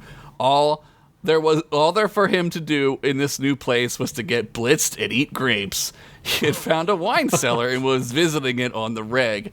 The skeleton man here weren't like the ones from back in the past. These ones were depressing. I mean, skeleton men are pretty depressing anyway. Like, they have to live like that, all fucked up from whatever killed them when they were alive. Shit's pretty fucked up. God truly does not exist. Life is endless suffering, and apparently so is death. Jesus. Wow. I mean, true, you can't even get fucking endless beer. I swear to fucking God. I love drinking grapes and I love eating grapes. Skunk began to sing a new song. Drinking and eating and sipping and skeeting. He improvised to a somewhat reggaeton beat. Glad to see you've made yourself at home, Axewound's voice rang out behind him. He spilled his cup of ale all over himself as he nearly pissed himself in fear. Jesus or Christ, I hate when you do that, he said, turning around annoyed. You love it, she said, using her newly restored magic to magic away all the ale off his clothes. Why? Gunk caught himself, and he burped. Well, what are we going to do with that little Demi kid? He asked, trying to sound like he was simply curious and nothing more. How should I know? Axewound avoided the question. Probably send her back to the gold mines where she came from. Her almost robotic response was harsher to Gunk's ears than if she had said the words dripping with malice. He said, taking another large swig of ale. Look, Axewound said, sensing something was off. I have been working for 8 years to achieve the kind of power that will ensure that she stopped herself, that we will never have to answer to anyone ever again. We, she overemphasized, will be like gods. We can do whatever we want. We're this close. Gunk looked at her, trying not to show any emotions. Having been around her for the past months, he had learned a few tricks from the master herself. He simply feigned a smile and held up his mug in salute. This seemed to appease her. She sat up and brushed off her ever-increasingly skimpy outfit. Okay, I have to get back to the throne room, she said, almost flustered. The master wants me to be there when his jesters arrive, just in case one of them is, quote, funnier than he is. She used air quotes. And with that, she was back to work. Gunk sat staring at the door that she had just left through. He took a small swig of ale this time, and as he stared off into the distance, like he was looking at the magic eye that was his life. Remember those? I could never do them, which is probably why my life is utter and relentless chaos. With a small jolt... Josh Cry for Help Henderson, is that it again? I think it's more to do with your lack of vision in one eye, isn't it? Surely. Oh, yeah, I can't. That's probably it. Don't sell yourself short, bud. Yeah, I was born that way, so Yeah. life sold me short. Yeah. Oh, it's backfired. Go on with the story. Life has ruined life for me. With a small jolt, Gunk shook himself back to reality. He put the mug down and grabbed a cloak from the wall and left through the same door Axewound had just exited. Woo! Gary said, wiping the sweat from his skull. That was one epic motorcycle battle. As he dismounted the motorcycle, he kicked a severed arm off the engine that had grappled onto it. Mew! Mew, mew, mew, mew, mew, mew, mew, Buffcat said with a smile. I have to agree, Ugla chimed in. That was so cool, it could have been a set piece for an all-C movie. And they'd put it in the trailer, and everyone would be like, whoa! And dude, when they saw it while they were high with their, while they were high on a date with their girlfriend/boyfriend. Ugla was clearly jacked from all the very awesome chase and battle scenes everyone just saw. I sure wouldn't want to be the person who missed that epic fight. If I had missed it, I'd seriously consider suicide. Honestly, I'm a different man now, having witnessed something so amazing and action-packed. What a descriptive and cinematic experience it was. Boy, oh boy. Oh, man. I saw it in my mind. Gary adjusted his clown nose and wig. Okay, we have to do a show for this gold lich guy, and then we can Irish goodbye the after party and search for Demi. Mew, Buffcat said, with full white face paint and clown tears drawn on his cutie face. Right this way, an Automabot said, gesturing for the trio to enter his side door. Inside the throne room, the golden lich sat upon his enormous throne. He wrapped his fingers impatiently against the armrest as a car drove by really loud. He wrapped his fingers impatiently against the armrest just as Axwoon appeared below him to the side. She looked up at him as he shifted impatiently. Where are the clowns? He yelled. His voice shook the entire room. Right here, your majesticness, Gary said with a flamboyant tone. As he entered the room, he was juggling 3 flaming daggers. Ugla, who was not one for performing, did a kind of clownish version of Elaine's dance from Seinfeld. Not to be one up, Buffcat wheeled in on roller skates and was juggling 3 flaming anvils. Shoehorn. Look, that was perfect. It was great. Ha ha! Clowns! Shouted the lich as he clapped his hands together. Axwood sighed and rolled her eyes. Not to be doubly outdone, Gary somehow now had a pie and threw it right into Buffcat's face. He hit him and covered his entire face. With one Scooby-Doo-like lick, Buffcat licked away all the pie at once. Whoa! Did you see that? The lich said, looking down at Axwound. Ugla now had a pie herself and laid eyes right on Axwound. Let's see how much your ass likes cream pies, she said under her breath with no irony whatsoever. She let loose the pie and it sailed right into Axwound's kisser. Oh my god, this is the height of comedy, the lich said, now laughing so hard his giant golden juice box, which she had but I didn't mention earlier, was now coming out of his nose. Axwound slowly and deliberately wiped the pie goo from her face. This wasn't her first facial rodeo, and she swiftly wiped away the white cream. Hey! She yelled. You! Beard clown! She yelled. I wrote again. She double yelled. Yeah. With that, the Atomo DJ made a record-scratching sound as the fun came to an abrupt halt. Axwound, what are you doing? Boomed the lich. This is my super happy clown fun time. I don't come down to your sexatorium and interrupt your sex whipping or ball stepping on or tickle time, he said sternly. You heard that? Axwound said, almost kind of grossed out for the first time in her life. We all did, said an Automabot who slumped over, slightly remembering the horrible screams that night. God. Meanwhile, Demi had entered the wine cellar. 2 Automabots guarded the door as she quickly peeked around a stone corner to see if she could get past them. What do you think of the new TI-88s? Asked Automabot 1. What are you vocating about? I had one of those in 7th grade and used to play Plug Wars on it, said Automabot 2. Well, it's new to me, damn it, replied the first bot. Just then, a flaming hot sword sliced through Automabot 1's entire body from top to bottom. His bisected parts slid apart as the smell of hot metal filled the hall. From behind him, with a wicked grin on her face, rose Demi, out for robot blood. You have bifurcated my best friend, shouted Automabot 2. We were going to go camping next weekend. I'll Aw. bifurcate your ass cheeks, you single ball having metallic dilchode, Demi snapped. Wow. The Automabot didn't waste any time. He raised his arm and turned it into a chainsaw. He swung at Demi, but she was quick. She ducked and twisted her body, swinging her sword upward, and chopped off the robot's arm. Ah, my fucking chainsaw arm! He yelled in pretend pre-programmed pain.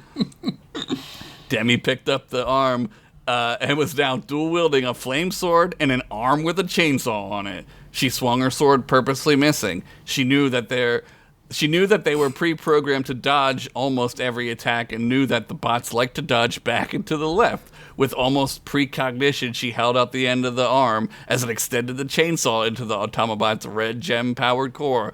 There goes my dream of being a dancer, said the robot. As it powered down forever, just like my dreams have been powered down forever. Never try, guys. Never try. Man. I need a minute, guys. This is awakening something in you.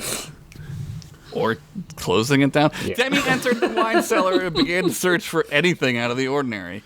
Clink! Rang out the sound of a glass bottle hitting another. Demi held out her sword and ignited it. Who's there? She demanded to know.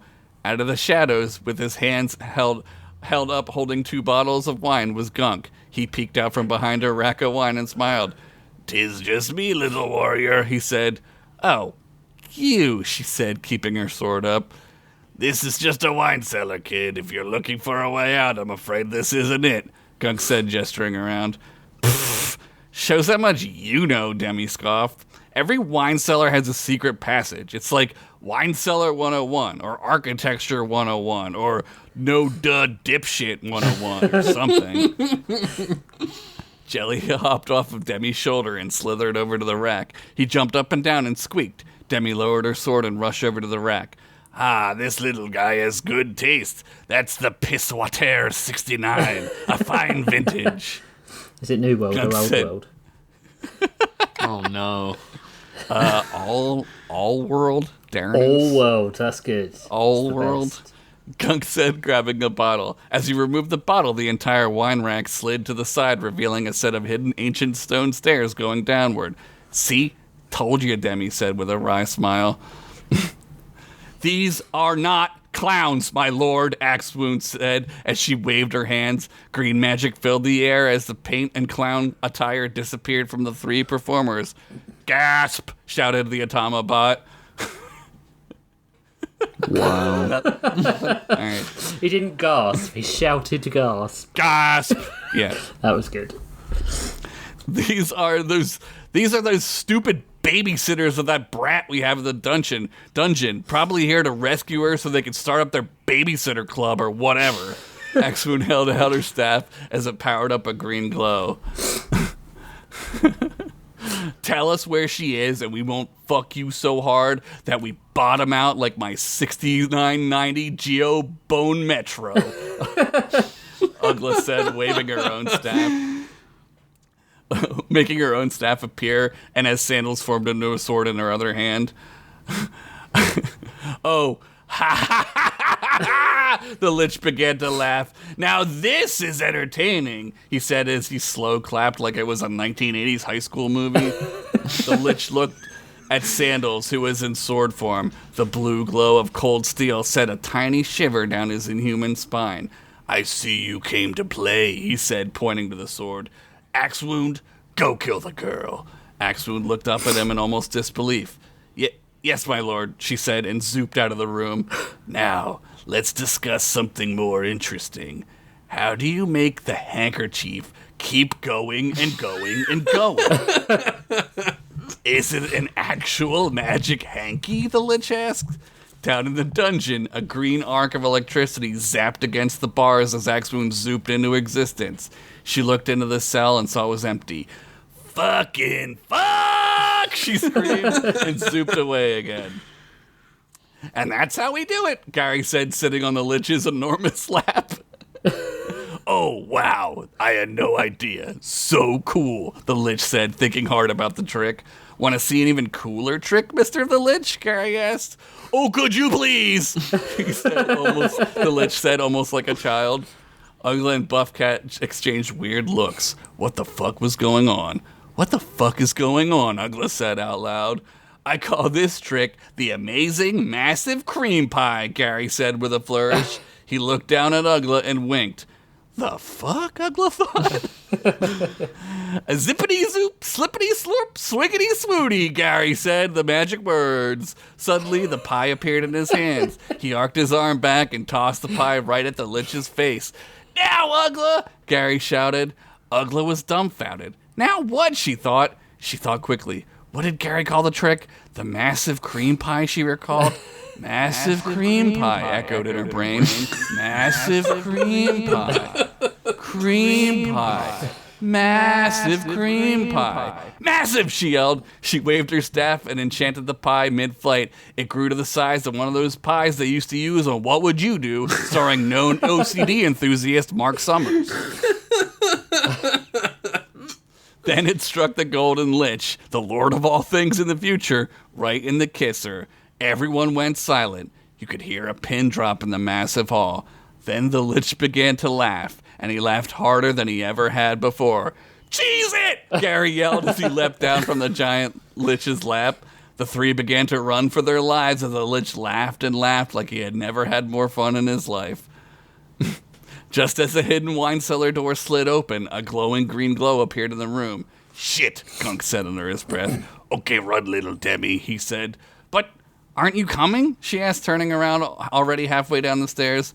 Not this time, but go. Have fun down there and be sure to tell me about all the neat dungeon stuff, okay? Gunk said, smiling. Okay, but Demi was cut off by the door already closing. Gunk replaced the wine bottle as the door slammed shut. He quickly picked up another bottle, a Schnatty Ice 6969, considered a poor vintage, but he bit the cork and took a huge swig. Just then, Axemoon zooped into the room with an electrical hiss. Oh, hey, Gunk said, acting more drunk than he already was.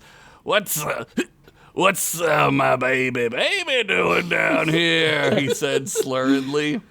Axemoon looked at him sternly. She looked through him. I thought I'd get us something for dinner, she said, pretending to look over the wine selection. I already drank this one and it sucked, Gunk said, throwing the bottle to the ground. It shattered on impact. Axemoon turned to see where the bottle had landed and saw a slimy, viscous substance near the wine spillage. She held out her staff as the crystal glowed green. It lit up the viscous mucus like a black light lighting up your sock drawer. Hey now, I'm not trying to catch strays. Dude, I'm firing them off. You better watch it. You better duck. Gunk froze. Axemoon slowly looked up at him. Where is she? Axemoon said, getting closer. Oh, Gunk said incoherently. I'm not going to ask you again, my love, and she said, raising her staff. Gunk stared at her eyes. They were on fire. With what, he couldn't tell. Love, hate, anger, fear, he didn't know. He cleared his throat. She's just a kid, Axe, he broke character. She sighed and lowered her staff. I know, she said. She reminds me a lot of another little orphan who used to get in trouble. Gunk moved closer to her and looked up at her. Her head was down deep in thought. I let her go, Gunk admitted. It's the right thing to do. Axemoon knelt down and faced Gunk. She had tears in her eyes. This was the first time Gunk had seen this. Hell, it probably was the first time anyone had seen this. She hugged him, and he hugged her back. You did the right thing, she whispered into his ear and then kissed his cheek. You did the right thing. The soft slice of a dagger was barely audible, but Gunk felt it, right in his heart. God damn it! You did the right thing, she repeated, wiping tears from her eyes, with her left hand as her right hand held a dagger that was now deep in Gunk's chest. He gurgled a bloody mumble as thick red blood spilled from his mouth. I still love, Gunk said as life left his eyes. Axemoon let several tears fall freely, and then she kissed him one last time. To be continued. Oh no! How could you have done this to me, Josh Henderson? It's weird that both Jeff and I talked about the potential of us killing off characters this week because we had too many, and you have betrayed us, Josh. Yeah, I let you do that, and I was all sitting there quietly, just like rubbing my hands together like an evil Ferengi. I mean, we knew this couldn't last. This play with I fire. believed in. get I was a burned. fool. I believed in love. No, there was no Yeah, way. you shouldn't. What did I tell you? Never try. Never believe in anything. Wait, she still loved him. She just had other things that she needed to do. Yeah, you can't be fucking around with the gold lich and then fucking like let go the kid he tells you to kill. Apparently, you can be fucking around with the gold lich just as long as you're dressed as a clown while you Yeah. do it. Well, he's like kind of like insane, right? Like he's kind of nuts. But like, who doesn't love clowns? A lot of people, apparently. Yeah. Whatever Yeah, happened lots to them? Why don't we see more of them? I I went don't to know. the I saw a clown at a sit-down eating establishment like a couple like years having ago. lunch. I would love to know what this was about. I walked through the front door and I walked through the front door. Crystal and I walked through the front door and there's a clown there, and I was quite confused at his presence. As one would. And there was a little sign there that said that he did like children's shows there. Okay, this is And- creepy. This just got creepy. I was a little confused about why he was there when none of the times on the sign was now, like at the Yeah. time. Yeah. And he was like, "Welcome," and I went, "What are you, some type of clown?" Damn. Which he found very funny. And then we had like a full conversation about what the fuck he was doing there. And he was like, "Yeah, like like I went to clown college, and not many people do that anymore. But like, not a lot of job for clowns, you know." So You don't say. It's almost like if you go to get a degree in the engineering of the Model T. There's not many jobs in that either. look, there's plenty of job for clowns. It's called YouTuber, Yeah. Damn. Twitch streamer, Podcaster. podcaster. Yeah. I saw a clown recently as well because we took Evan to the circus 2 weekends ago. Oh man, was it depressing? No, it was pretty good actually. It was more like a lot of gymnastics. Did they crucify the elephants? No, there were Yeah, no did animals. they electrocute the elephants? Was No. Thomas Edison there talking about how DC is evil and you should use AC? No, there were no animals. It was all staged, like roller skating on a very small platform and doing like centrifugal force spins and stuff like that. And What did you call it? centrifugal forces. You know, Thomas Edison was right. There What is was- an evil DC out there. Washington, DC. Oh, I thought I thought you meant the Detective Comics. Am I Detective right, Comics fellow comics. political Yeah. pundits? I'm sorry. So I'm sorry for interrupting about the circus. It was fun though. You had It a good was time. good. It There was weren't good. any sad animals. No. That's what gets me. There was a weird, it outstayed its welcome a bit. They went on one act too long. But they were like trapeze that's- artists and stuff like that. I was all ready to adopt a small boy and raise him as Nightwing, but nothing happened. I don't know if, like, I'm just gonna be honest. Like, I don't know if that would have worked. You were gonna You skip already Robin? adopted a small boy, and he doesn't know anything about fighting. Yeah, but I keep him, he does. Unfortunately, he That's does, true, yeah. He did punch that kid, Yeah, right? he did punch that Well, the kid. thing about Rich Masters is that he is raising a violent bully. Yeah. No, he's raising a justice warrior. Well, that is true, he is. He punched the kid because he made fun of his gay uncle, right? Yeah. Oh, I was talking about pantsing all the children at his birthday Yeah, party. right. Oh, fucking! I But, mean, yeah, I mean, Look, that he's was... an anti-hero. Yeah, hello, exactly. prom yeah, committee. yeah, yeah. I'm hearing a new prom king is on the way. He was at another kid's birthday party a few weeks ago, and someone he's got pink neon sunglasses, and someone called him a girl, and he was like, "So?" And I was like, Yeah, oh, "Kid, wow. you're getting an ice cream on the way home." Hell yeah! Damn. I want an ice cream. If I was your kid, I'd be just doing woke shit in front of you Yeah, all the time yeah. on purpose. Yep. woke shit. I would be like, damn, you know what we need more of in this movie, in this circus, Dad? Women. Appropriately dressed, intelligent women. Yeah. But that story was great. I really enjoyed it. Yeah, I love that story. really good. It broke my heart. Yeah. Well, you know, things can happen. Anything can happen in the world of wherever we're at. I guess that's true. Gunk could just be a Skeleman now. We don't know. It's true. Yeah, maybe, yeah, who knows? I've been burnt by you before. Boris Bloodsuck was taken from me, and I feel like he's not coming back.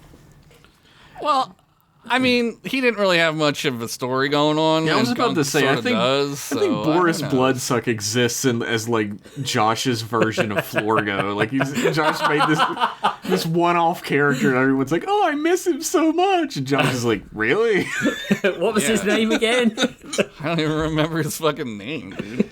Yo, by the way, when we do that quiz thing, I'm gonna fucking suck so hard. Yeah. I need to talk to who I'm hoping will be the host about that. Okay. Are you keeping that stum I'm until going to we keep talk? that a secret, even though we've mentioned several names a dozen times. We have. The thing is, I don't think the person I have in mind has ever listened to the podcast, so there is that. Well, I mean, Might be good. that might be funnier. Yeah. That would be great. On a lot of questions, he could be like, "What the fuck happens on this podcast? What is?" What are these questions? Yeah. We'll see about it. I'll see.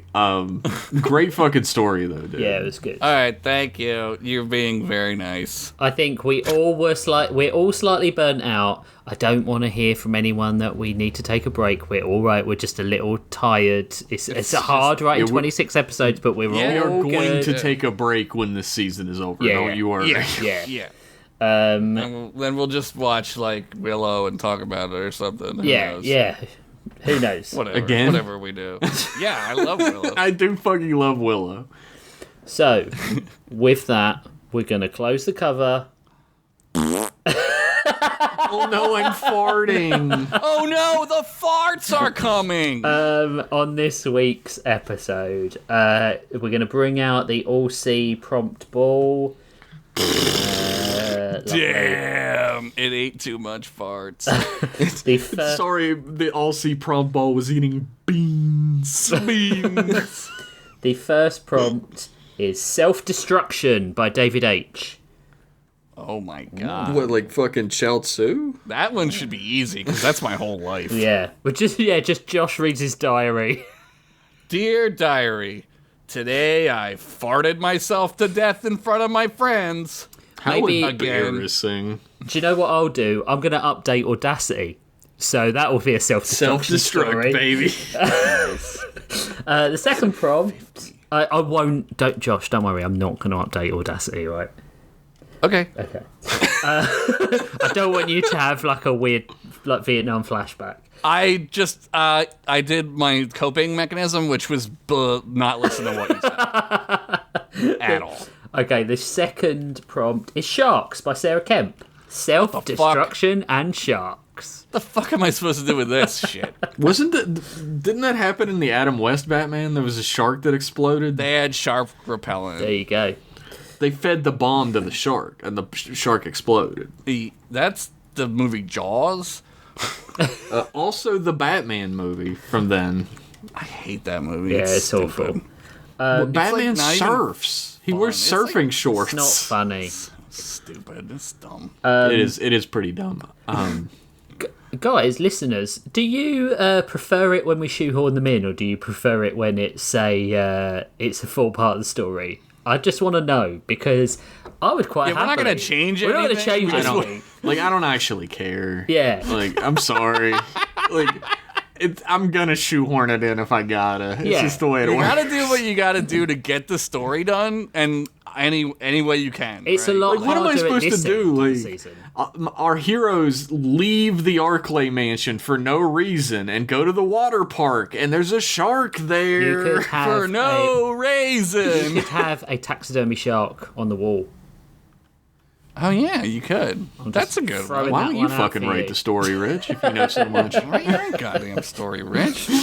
But if you want to see your prompts awkwardly shoehorned into a story at the end of a 26 episode season, you need to head over to patreon.com/storylords, where for as little as $5 a month, you can suggest prompts, you can have access to the stories on Patreon, and you can join a Discord full of people that talk about the stories and talk about comics and all sorts of shit and keep me entertained. Comics and cartoons and video games and movies. Yeah. And dicks and balls and titties. Have their own have their own Story Lords writing club. Have their own Story Lords themed game that they run once a week. Yeah, it's like if you know what Space Kings is, they use Space Kings, the Kevin Cole I know Super what Tri that Studios tabletop RPG, but it's like a stripped down version, much easier to learn version of Dungeons and Dragons. Yeah.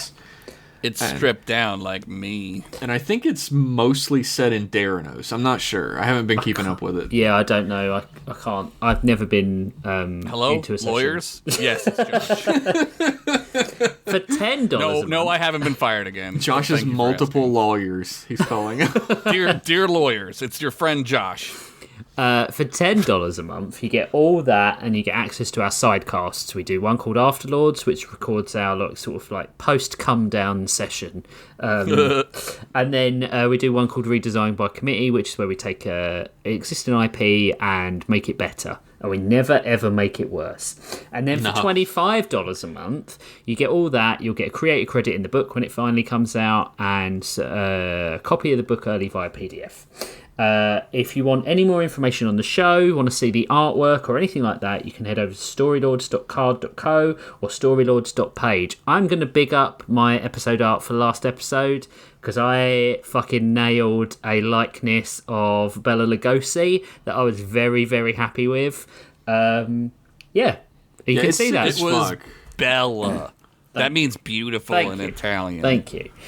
Sometimes I do phone those arts in, and sometimes I spend a hell of a lot more time than I intended to.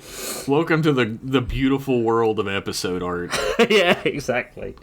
We haven't got any reviews for the last couple of weeks, so I want you listener, to go over to iTunes if you haven't already and leave a review.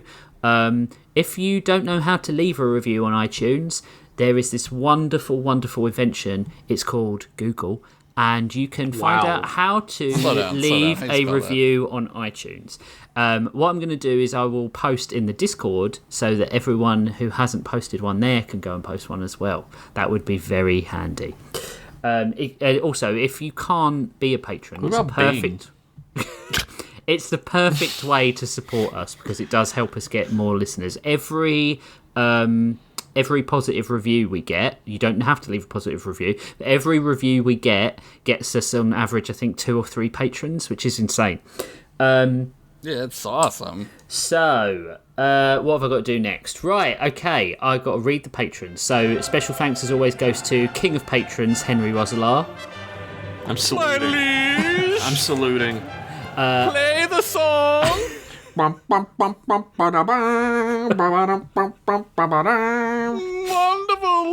Anthony Stoker, Federico Rodriguez, Heath Robinson, Jonathan Anderson, Pez King, Sarah Kemp, Sean Tabor, Squid Ludwig, Stephen, and Werewolf Bar Mitzvah. And as I always do, I'm going to read a random patron who's been with us a really, really long time.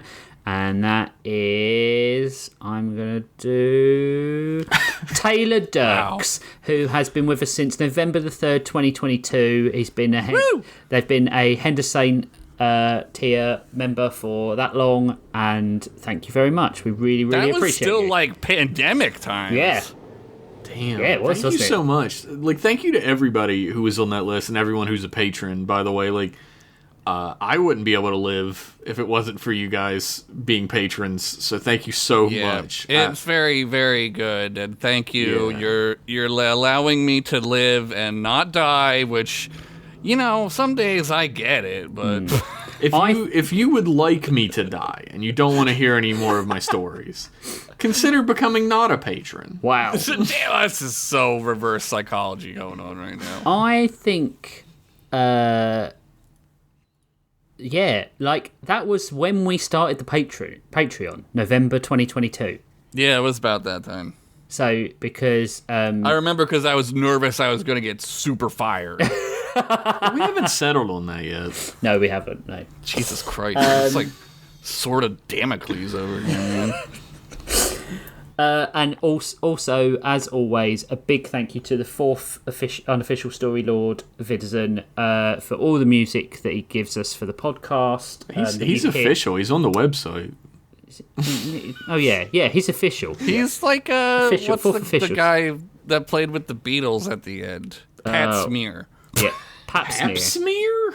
Pat Smear is from the Foo Fighters, and he played with Nirvana. Oh, I'm mixing Yeah.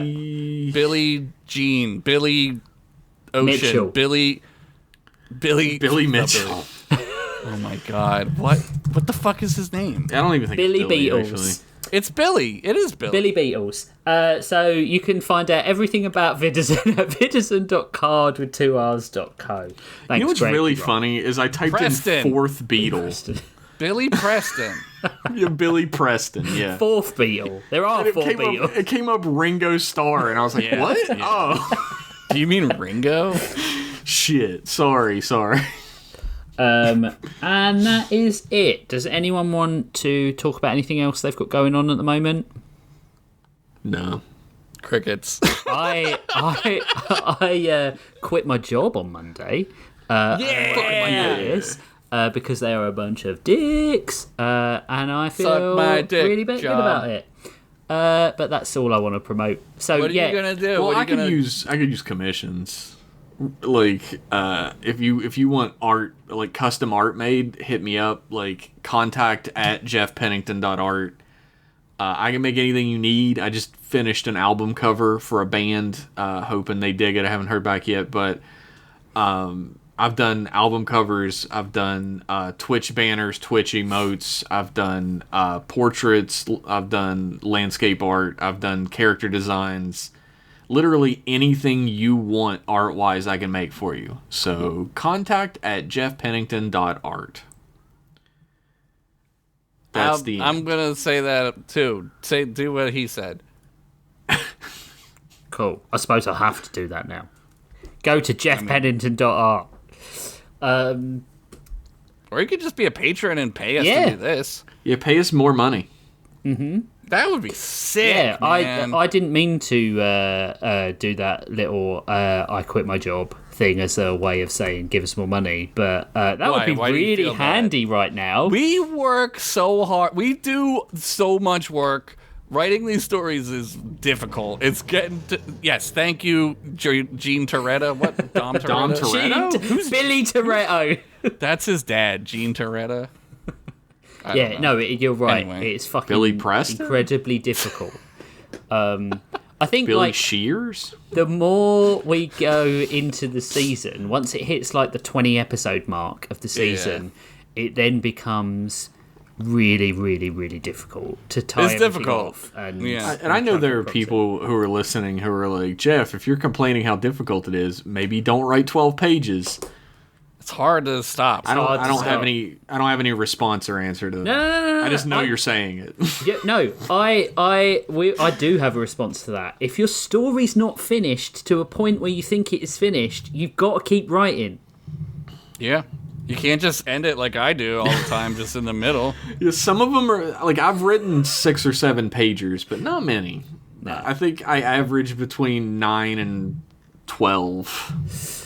I was reading the thing about why Inches. why is your podcast not more successful? And one of the big things was because it's too long. It should be 60 minutes. And I was like, nah, we're not doing that. No. Yeah, it's like... I tried to do that for a while with podcasts, but it didn't help, and they never became popular. So I said, "Fuck it." We just like rambling about stuff. We're just a ramble-on podcast, We love that baby. we're rambling, baby. We do. Rambling men. And that would be the perfect time to say goodbye. So we'll be back in We're 2 gonna weeks. ramble on out of here. We'll be back in 2 weeks for more Storylord's goodness. We'll see you in 2 weeks. Bye-bye. Goodbye. I love you. Bye.